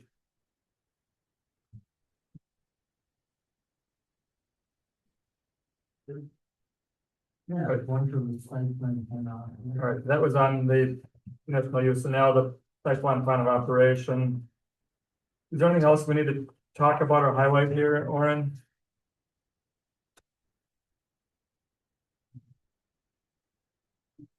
I think we covered. I think we Oh, covered. they didn't have the hours, was it somewhat of a question, but hours of operation versus people, hours that people are on site was. Really, I think the distinction that some people were missing, right? Hours of operation during the week from 8 AM until 10 PM. People really gonna be out front, you know, drinking and eating bar food at 8 AM and I think 10 PM and dealing with. Again, because that's right next to somebody. Oh, you think I'm pretty working there at 8 o'clock in the morning, that's why they include that in. Okay. It's often at 6:30 with my mom. That's good. I'm gonna go for some. Coming home. You're closed on Sundays, Sundays and Mondays. Okay, So the way we got this broken out is business hours, patio hours, and then operating hours. So I guess, I guess I clarify, I was referring to patio hours. okay. And then so the patio hours is proposed, I think, county confirmed 8 AM, 10 PM, Tuesday through Saturday, closed Monday and Sunday. Is that Yes, and accurate? I did that for the purpose of, like, doesn't mean there's gonna be people there, I mean, we could be out there cleaning and doing stuff. So I was informed to put myself down for anytime anyone's gonna be on site, I have to list it as that. Does not mean I have customers. But I was just told to do that, so I mean, I'm gonna be on site, I could be working on the patio, but we're not open at 8 AM. So then, but your operating hours goes until midnight, so that would include the patio as well. No, that's once again, the operate, I was informed. When anyone's gonna be there, it has to be listed as operating hours. So, but your patio Business hours, Going till 12 a.m., so that's okay. Right, but- Patio. when would customers be on the patio? Would they be on there as early as 8 in the morning? No. Okay, so we would change that then to or you can ask her to stay the same, but I would, if we get a patio and everything, and I would change it, we would probably be open at like 11. So then you should probably would change these to patio business hours and safety hours that you have intended to have customers in the patio. I guess. And then your operating hours would cover the whole facility. if the business hours cover the whole facility, I mean, I think that's the disconnect. So Right. if we change the patio hours from 11 to 10, I mean, are you gonna desire to be open at 10:30? I mean, I don't, this is what you're boxed into. You don't wanna come back here. Right. I would do it like 9 then. Yeah, just leave it, Weekdays. leave it early, I mean, you can leave it as it is, I mean, that way, if I'm there early, or if we change the hours, Goes out. so be it, I'd rather have the flexibility than have to. Deal with it. You're getting the business hours covers the whole establishment as your employees. The No, business hours are when you're open to the public. operating hours. Your business hours would be when your customers are allowed in there. So sure, you'd like to see the patio hours on Tuesday, Wednesday, and Thursday, end before 10? Yes. I think that's what. Are you fine with those 3 days Yeah, ending at that's 9? fine. That's fine. Is 9 a reasonable time? I think so. About 9, I'm just thinking of, again, because it's very, very close to a residence. 10 o'clock, I think, is quiet time, so that kind of puts the case on it anyway. That just follows that nuisance number and falls into general respect of the neighbors, is 10 PM is quiet time, pretty much in every district. Right, so Tuesdays, Wednesdays, and Thursdays, the end time will be 9 o'clock, and Fridays and Saturdays, we'll keep it at the 10 o'clock. Then the start time, is there a desire to change that, or can we leave that at 8? Or are you? What do you want to do there? Or just leave it, if I can just leave it, Is it's not I'm more concerned about that, I mean, the closing than opening. is 8 too early, is that bothering people? I don't think anybody would be there today, but I could see someone going out and smoking if they're in there golfing already or something. Which I they think would you can't do have once they go out the front. I don't know. I don't think it's gonna be a problem, maybe. I mean, we can change it to nine. Serving breakfast and stuff out there. I think the few people you're gonna have out there, since it's gonna be fenced in, you're probably not gonna notice, so. I'd leave it out then. All right, so we're leaving the front and the opening time as is, but we're tightening up those 3 days, the 1 hour chopping off. Is there any other discussion here, or are you ready for a motion? All right, Joe, go ahead, please. I make a motion to approve the amended site plan of operation for the establishment located at N95 W25901 County Line Road, Hillgate, Wisconsin, tax key BT 015897411. As amended, Is that subject to planner comments? yes. And for discussion, do we want a landscape plan to be reviewed and approved by the village planner Yes, regarding the additional plantings along the south? correct. Wooden fencing. Did we need to include in this, or was that included in the conditional use about music? This is in the Already done in CUP. the Those are in the yep. Specific to the CGU, yeah. All right, so Joe made the motion, was there a second? I'm sorry. I'll second. All right, so Brian seconded. We don't want to have those same conditions, so. We could add the same conditions regarding the music to the site plan. I think we would add the same conditions about the music and fence and planning system. Is that fine with the motion? Yes. And a second? Yeah. All right, so that's amended to include that. Is there any additional discussion? All right, hearing no additional discussion, all those in favor say aye. Aye. Opposed, say nay. Motion carries 6-0. All right, and you, staff will be in touch, that you understand the next step in the process, and then that's where that fence is gonna come in, and so you'll head off with all you guys. Okay. All right, wonderful. Thank you very much.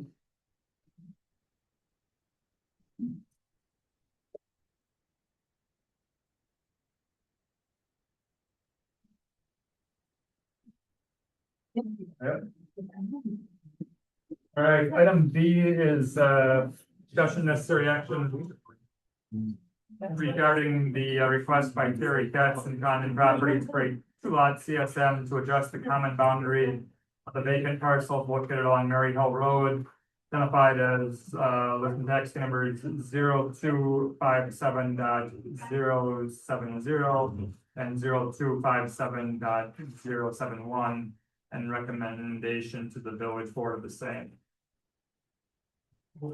You said something about vacant parcels. I was reading the way it was agendized. What?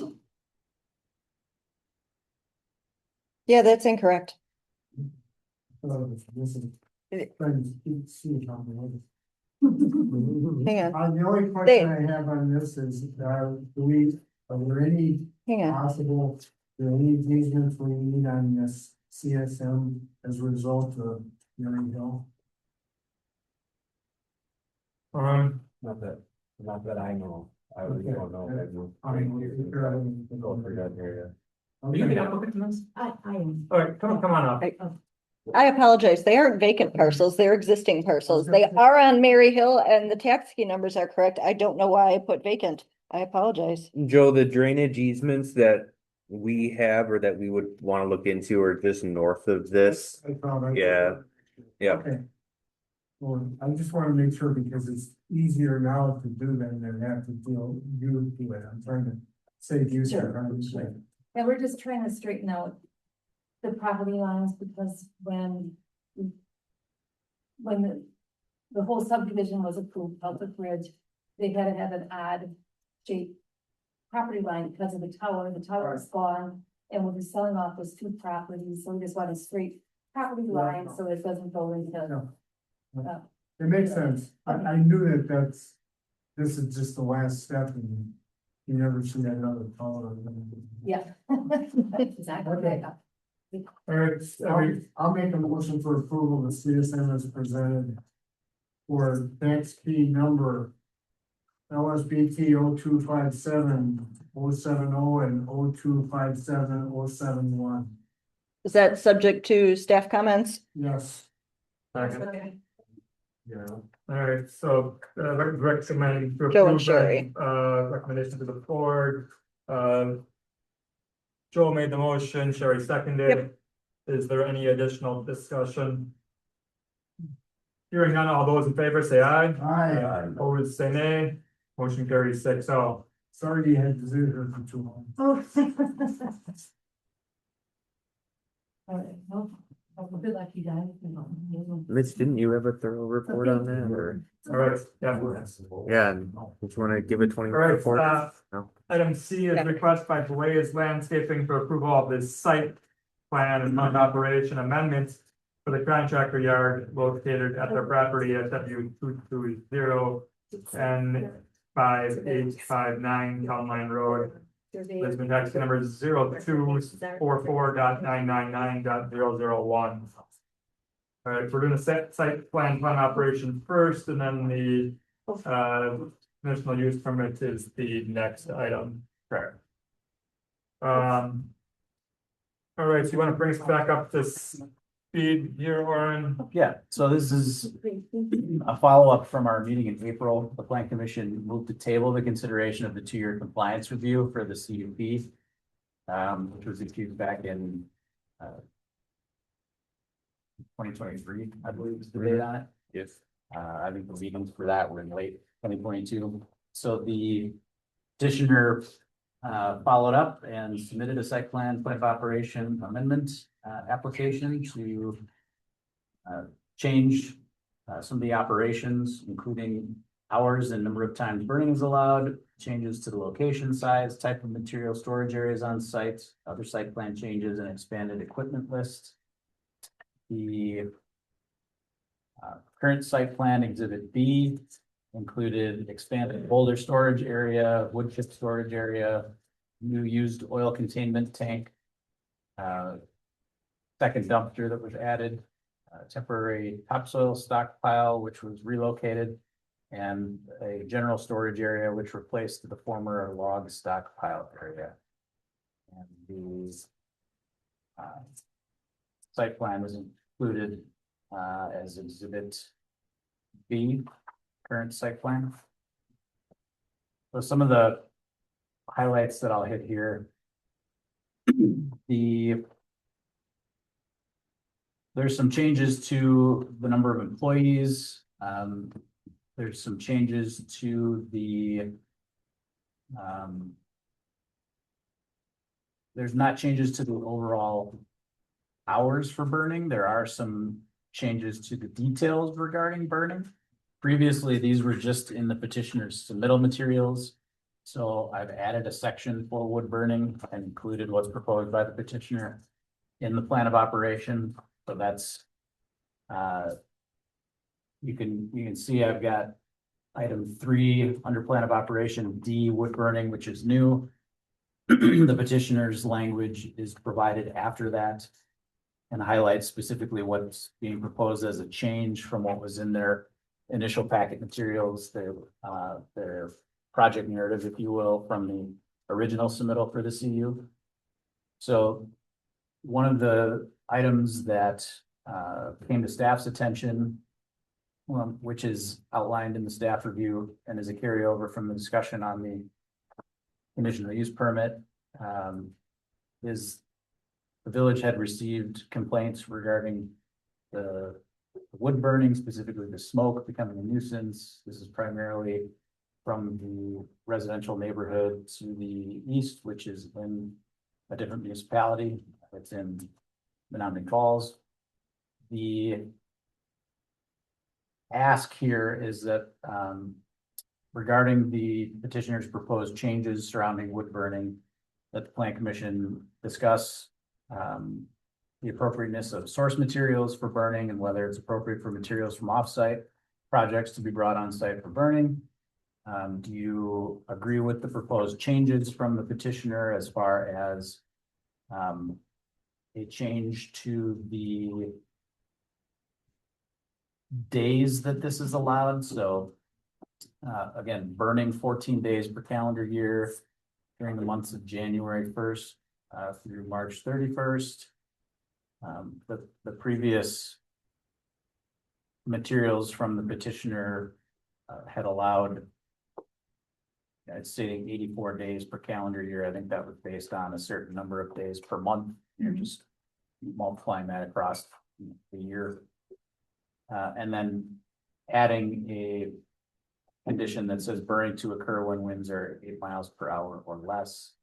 I think the Roman numeral 1 was also changed to acknowledge the fire department changing. Now we've got Pewaukee's fire department that you're coordinating with. So again, we don't need to reference who why are we being so specific there? I mean, our fire department could. It previously had said, we don't want, but the point is the village changes, we don't want it to be. This is just, their language previously said that the burning would perform following all Village of Lisbon Fire Department guidelines, and now they're saying City of Pewaukee Fire Department guidelines, just acknowledging the change in jurisdiction. So the hours are not changing. That's still 7 a.m. to 7 p.m. Again, what was the miles per hour before? Was it 10? 9? Less than 10. Okay, Walk is 10, request 9. Or before. Our ordinance says less than 10. So it means 9, that means 9 or less then, I mean, well, Correct. I mean, I guess 9.9 would be. Yeah, it's a horse apiece, yeah. All right, so this is. All right, so is there, I mean, the largest concern here is obviously the burning, right? Is there other concerns in here that we should address before that? I don't think burning should be allowed. Is there anything else, is there anything else besides the burning that we need to discuss? The other thing that I wanted to just point out, there was discussion at the last meeting around, the large wood chipper. And the question is that being used on the site? Or is that just stored on site for use elsewhere? If it's being used on site, do we need to get details about the sound levels and have limited hours for that, similar to the wood grinding process? Because we do for that equipment have hours and it is limited. So I think that's a question for the petitioner. Is it intended to be used on site, or is it just stored there for use off site? And then the other question is the list of equipment is larger now. Is all of that just, I think last time you were using information from your insurance to provide a list of what you have. Is that between the two properties, or is that all stored here in Lisbon? So, yeah, I think if you could address that, and then the other question is, could you clarify if the used oil tank has a concrete slab under it, similar to the gas storage? Yep, it's on. Fresh batteries. You guys know. Like Celeste, state contracting. And we gave you that equipment list. None of that is in one spot ever. That's the equipment we own, but at any given time, numerous pieces of that can be at that time on property. It's basically a maintenance facility. Usually it's something's there, it's not being used, it's being fixed. Sure. To answer the question about the large chipper. We use that, or we use it on jobs primarily. But we did use it there once when the burning issue became a big complaint. We had 1 day left of burning. And instead we took the big chipper there and chipped everything. And that's when Ken called us, and he called our office and said, hey, you guys aren't supposed to be crushing concrete.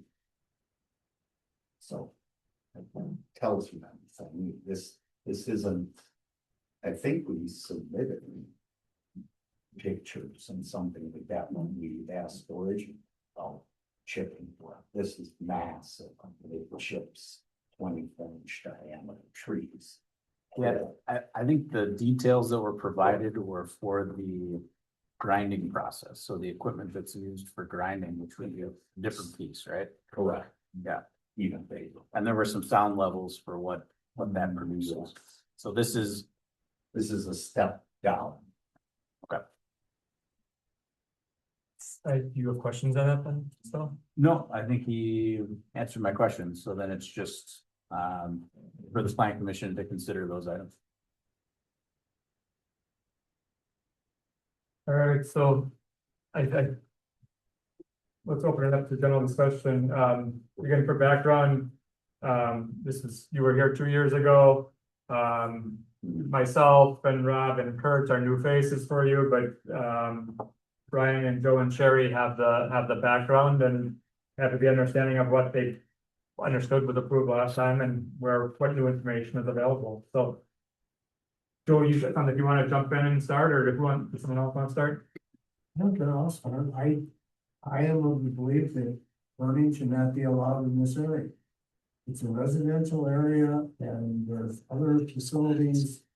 The schools are there. There's property owners in Lisbon there. And regardless of whether that subdivision is in Menominee Falls or Lisbon, it doesn't make any difference. It's a residential area, and I don't believe that this type of operation should be occurring in this area. I mean, the last time we went through all this with you, somebody asked the question, well, why don't you burn over at Marcy? And you told us, I remember distinctly, well, Menominee Falls won't let you do it. Well, the way it is. I don't think burning, regardless of these hours, if I lived across the street there, I would not be very happy with somebody burning in that site. So for the background, I've heard different reports or different, that it was understood that the burning was gonna be for on-site material only. I don't care what it is. We recall that in one way or the other, or was that maybe discussed but not specified? I think there was a discussion around it, throughout the process of the original conditional use, but it never became a condition of the approval. It was discussed because there was concern at the time, excuse me, that this was gonna be a burning operation and materials are gonna be brought in just specifically for burning as opposed to on site. Well, if you bring it on, it's on site. So how do you tell the difference whether this log was brought on? Well, it didn't appear from the sky, so it was brought on, so it's immaterial. Whether it's brought on or some things on site, it's the same stuff. Or was the stuff that was there when they bought the property, was that was That's been originally allowed? that's been chewed up a long time ago. Yeah, You started. it wouldn't have made sense. Yeah. To only burn what was on site, because I still have standing trees, but that's Right. for screening privacy. The landscaping that this company has done, which I believe was all of that was approved and required, that's all taken care of. But the biggest, and I'm not concerned about the equipment hopefully is off the site most of the time because that's how you make money. But I am very concerned about this burning. I just don't think this is the proper location for something like this. It's not like it's in the middle of a 160-acre farm someplace or another, and some guy's burning off some old trees. It's a residential area, there's school facilities around there, and what really exacerbates the problem is when the wind level is low, it's even worse because the smoke just sits there. Sherry and Brian, you guys were part of this discussion 2 years ago, were you, I mean, yeah, before? I know there were some very concerned neighbors about the sounds of the chipper. The gentleman was very concerned about that. As far as the burning, just doing it in the months when people aren't gonna have their windows open. It's all non-hazardous material, I mean, it's all natural materials. And it's only the 14 times, I don't know how much more we cut back, and I think chipping. You get find out complaints from the neighboring across the road for running chippers. Extended periods of time. It is a unique site that I'm burning in a pit that's 30 feet deep. And the couple of complaints about the wind and stuff when the Pewaukee Fire Department has to come, they like come and look and they go. So it's a unique situation, that's all. I have heard complaints about there being fires and the smoke being there when you've exceeded that 10 miles per hour. Right, and again, that's why I agree, and I monitored it very closely this year because I knew previously it was a problem. And there were times I went and put the fire out myself, not physically myself, but told my people to when the winds picked up, because the morning you can have 6-mile-an-hour winds, and all of a sudden, middle of the afternoon, if we plan on burning that day, we took it upon ourselves to put fire out. So again, I'm very considerate of everybody's concern. I just think that my concessions to get down to what I feel is a minimum. It's pretty good for my side. What other alternatives would you have? I mean, if, let's say we said you can't burn all, what would happen then? In this scenario? We would leave the same pile and spend probably 20 to 30 days burning. Is there any place you can take it? You know, these places sell bark chips, it's probably not something you can transport. I'm dumb to this, so. No, So, it's great, but they don't want brush and logs. It's just like, I think I brought this up, you guys have your own recycle. You're on compost site.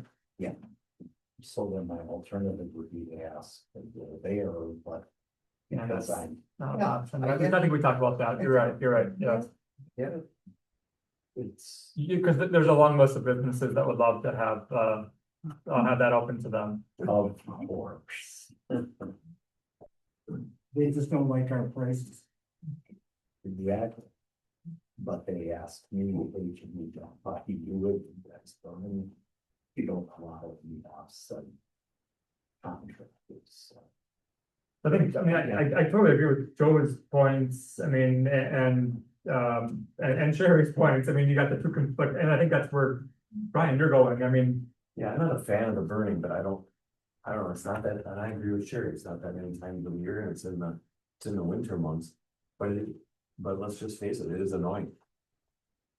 You know, when you do burn, and I don't know what the other, I guess I'm at a loss for what a good compromise could be. Kurt, I think you're something to get in. Yeah, so. Burning natural wood is a hazard, health hazard. Just because they're burning wood doesn't mean it's bad for you. So they weren't pretty hazardous. It's a hazard, it's a hazard, smoke is a hazard, you don't wanna smell. So, I think it's terrible if we allow burning to continue. And you talked about the limited time, so they're talking about 3 months. 5 days a week. So we're talking about a total of 60 days, and they're proposing, 14 days. yeah, they're proposing 14 days out of 60. So they're gonna be burning 20% of the time during those 3 months. 20% of the time.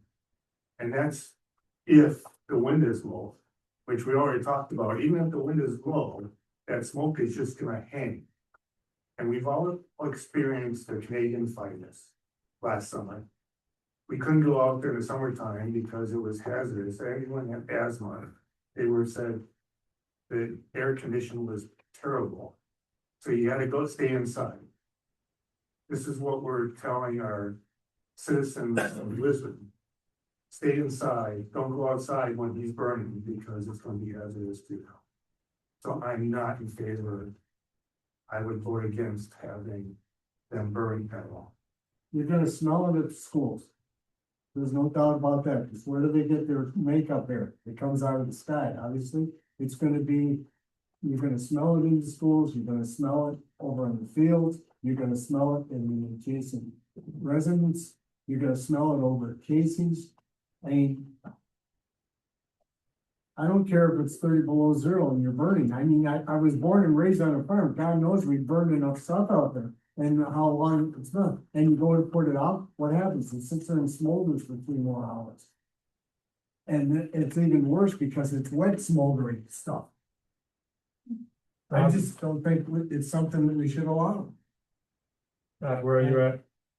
Well, kind of back and forth. I don't think we should cancel it altogether. But we can get some on both sides. Not to do over this. I don't think people wanna live next to them if they're burning. But to play devil's advocate, one of the neighbors that's right next to his property has their own on fire. So how's that fair to him if they're having one on fire? There's a difference between 4-foot diameter, which I have on my patio, and 40 feet diameter and 40 feet high. That's what the difference is. Smokes. Because one of my neighbors, when they burn stuff, and they detect that it's traveling and it smells, they put it out, done. But they're talking about something this big, literally. You're not doing that. I mean, your stumps are bigger. I'm talking like people with the piles of leaves and all that. That's why we have a compost site, because I go and tell my neighbors that they're burning, you have a compost site, go use the compost site. I don't wanna smell. Compost site is not open to business customers. I know, I didn't say that, he's talking about neighbors. Okay. I don't want my neighbor burning, I had a neighbor burning a mile away from my house, and we were gonna have a birthday party, and the smoke was blowing towards my house, I went and told him, please put your fire out, and they did, because it smelled. But it's legal for residents to do that, is what I'm saying. Yeah. We can't tell them not to burn. Well, we can tell them not to burn in this commercial, because it's part of the conditional use. We can vote against it. So then you would chip. I think where I'm at is, we've had enough complaints on the burning where.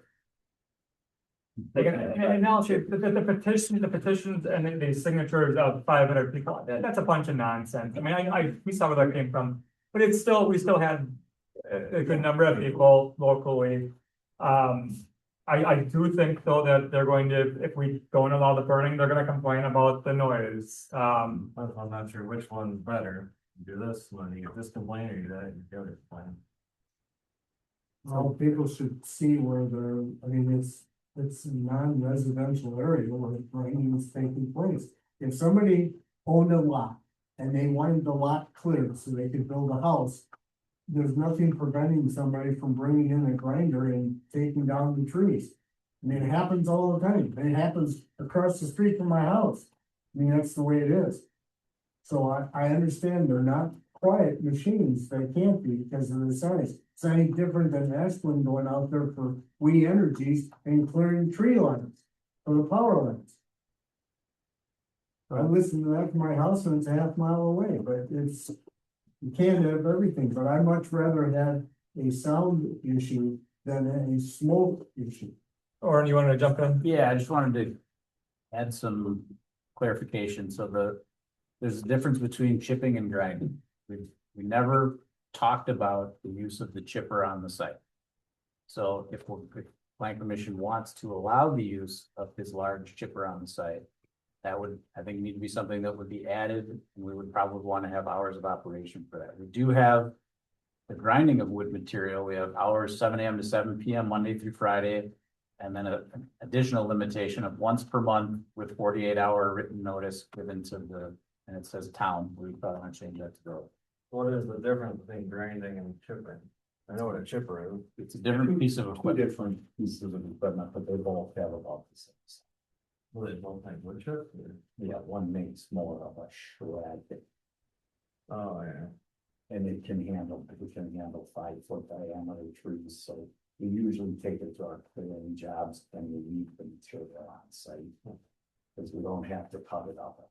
The chippers, the chipper we have to have, you can't go back to the material.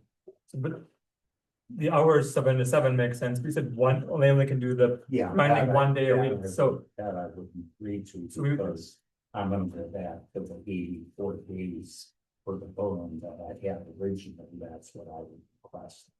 Because then I can monitor that pile more often and not have to say, okay, we're just gonna do that in winter, because truthfully, our bigger times that we do land clearing isn't.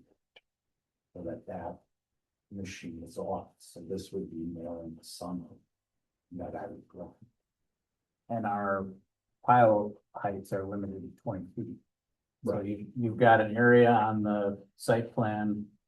So this is again exhibit B in the packet, wood processing area. So that's where you would be storing this stuff.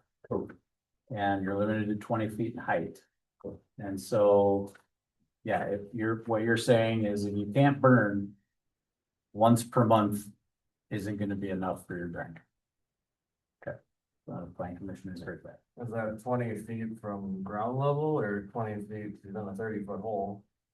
Ground level, and this is on ground Yeah, level, that's not on- in the pit where the we- wood storage. Yeah, we wouldn't, what they do, when we burn, put it. Oh, He doesn't want any organic materials in the fill area because they're trying to compact it so that it'll be structurally sound to develop on in the future. So they can't have anything settling. So what would, you would be looking for, your request would be for 84 days in the course of the year? I mean, what would be? Do we have a maximum number per month? 7 days a month.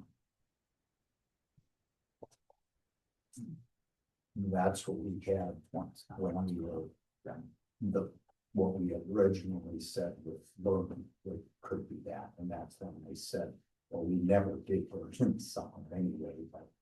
Sure, so the request is 7 days per month, Monday through Friday, 7 to 7 for both the grinding and the chipping. Oh, both grinding and chipping? Yeah. Or, so a total, so there would be no more than 7 days per month that so they couldn't do 14 days a month. If they do one, that counts as one of their days, right?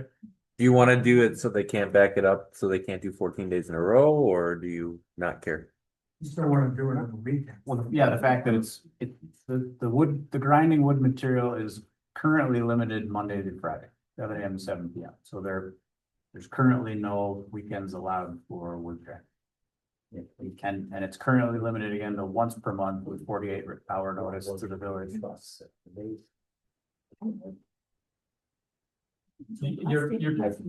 You would like it to be on, Well, Saturdays is that would be the best day to press the ground. I'm seeing some shaking heads, but where is everyone else No. that? I mean, that's obviously the But days that people are they're- home the most, right? That's the. Yeah. We're able to do that in any day throughout the year. I don't think anybody's considering on a Saturday being range for. I think we've heard enough, I mean. I have a is there someone question. Who's ready to make a motion on? Matt, hang on. I'm just curious, have you ever grinded on this site before? Yes. Okay, because the village had not received notice of those grinds. Okay, And it was a there was only requirement. that one day when I changed over from burning Okay, to that. so we, just so you guys know, we don't necessarily know what the ramifications are of switching to grinding, because if he's only done it once, And there's not again, a. for clarification, it was chipper there that one time, which is not the same as the grinding equipment. But it's So at we- both the same level. we do have- Saturated. We do have decibel levels. Which is it's hard to read because it was a snip, so I apologize, but. This is showing. Equivalent continuous A-weighted sound. Pressure on operators' ears of 90 decibels. Yeah, but those decibel levels that are on there, even with my advanced years of age, are not the same machine that you say you have. That we use. That is what we have, but that's one, that's the grind. That's the grind. We have a larger chipper, but it's. Like, again, I'd be easy to get it from the new, that both of them, piece. But I believe that decibel level on chipper is. Which makes sense. Yes. And as far as source of materials. As far as I'm concerned, it doesn't matter because they're all coming from off-site.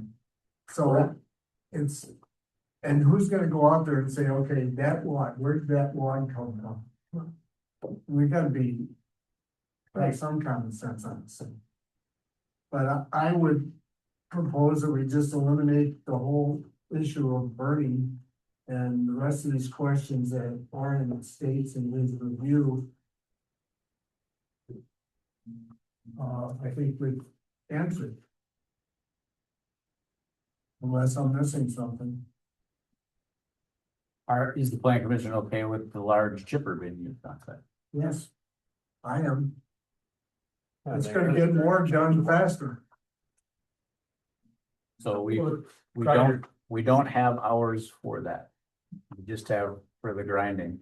So we're gonna keep Make them both. I would do grinder chipper is one. Yeah, it's the same thing. Then I would change the language in the hours of operation to grinding and or chipping wood material. From 7 to 7, Monday through Friday. You ready for a motion? And we can take the motion. However someone wants to make the I mean, I think we've heard that they desire Monday through Saturday, but it's up to whoever makes the motion. At 84 days, I don't see what's really different with it. I think. People might be happier just with doing 14 days of burning, getting it done with, than worrying about the whole summer here in Franklin. Like after that, it's like, if I was living there, get it done and be over with, and. We're not gonna appease everyone. No, you're not gonna. We did that, we'd all be rich. You, I mean, I'll make a motion that we approve the amended site plan of operation to eliminate burning and to allow chipping and grinding 7 days a month, Monday through Friday, 7 AM to 7 PM. Subject to planner comments? Yes. is there a second for that motion? Second. I mean, I hesitant in voting in favor because I think that we're going to, have complaints about the noise, but I think we've had enough complaints about the burning where this is probably what, the path that we need to go. I'm sure it's also nobody showed up for it either. I mean, no one showed up tonight. I think we eliminated one problem to create another. I think that's probably what it is. That's what I do. Now it's coming from Casey's Pizza Machine. That's kind of my worry, if it does that, then it draws out the problem longer. That's my motion. If we get more complaints, then you go back to burning. I mean, that's really, I mean, that's- I like it. Why don't we do half burn, half? And then. We've got a motion on the table. yeah, we're debating the motion, Joe. I mean, Well, we're not debating the motion, we're having a discussion. The motion's been made and seconded. and now we're discussing the motion. We're having a debate. Before we vote. If you want to call for the question and then, I'll call for the question then. all right, that's we need a second for that then. We have a second. No, you made you made a motion to call for Kurt the second. question. And, okay, so the way that this works is that we are now voting on ending discussion. Is this a roll call vote? I don't think so. All right, so we're not voting on the motion. We are voting on ending discussion. And this is a non-debatable item. So all those in favor of ending discussion, and then we will, if we vote in favor, then we move right into voting on the motion that's on the table. If we vote opposed, then we can continue debating. All those in favor say aye. Aye. Aye. Opposed, say nay. All right, I think that was a 6-0 vote. We are ending this discussion. So now the motion was made and seconded to approve as. You want to read back the motion? Do we have any? No burning, grinding, chipping only Monday through Friday, 7 AM to 7 PM with planner comments. 7 days a month. 7 days per month. Sorry. We all got it down. All those in favor say aye. Aye. Aye. Opposed, say nay. So that was a 5-1 vote with Sherry opposing, is that correct? Yep, got it. All right. Next is the review of the biannual compliance report for Blaze Landscaping as required by their existing conditional use permit for a contractor yard located at the same property we just discussed. All right, Oren, anything you want to highlight here? Just that this was tabled again from the April Plan Commission meeting to a date time certain that it would be today at tonight's Plan Commission meeting. And we've addressed, as far as the planner's comments, we've addressed the potential nuisance and the current site plan. And really what we'd be looking for is the Plan Commission to make a finding as to whether or not the use is in compliance with its conditional use. And I would say that as far as my concerns about the site plan and plan of operation, those have just been addressed. With the previous item. I would agree. We ready for a motion out of women? Make a motion that, the applicant has complied, that he's got a successful review of 2-year review. That, passed the 2-year compliance review, in the CUP. That's really all I'm gonna do. Be back with that motion. All right, is there a second for that motion? Second. All right, so. I'm not, I got it. are we, and every party come back in 2 years? Is this an every 2 years? Yep, every 2 years. No. Sure. So they'll have to submit within the time frame again in 2 years, and we'll come back and have a We conversation. went down to 2 months. Are you in compliance? And So then if we do get grinding issues and they go back to burning, back to the names in the middle of this, or you gotta wait 2 years and they're gonna have to deal with this. Well, at any point, the plan commission could bring this back. It is in your purview to bring it back at any point. Yes. It will automatically come back in 2 years, Alright, regardless. making sure in case we dug ourselves a bigger hole. No, it, Stuck with it for 2 years. it has to come back in 2 years. Don't see you for 2 If years. you wanna bring it back before then, you guys. All right, is there any additional discussion? No.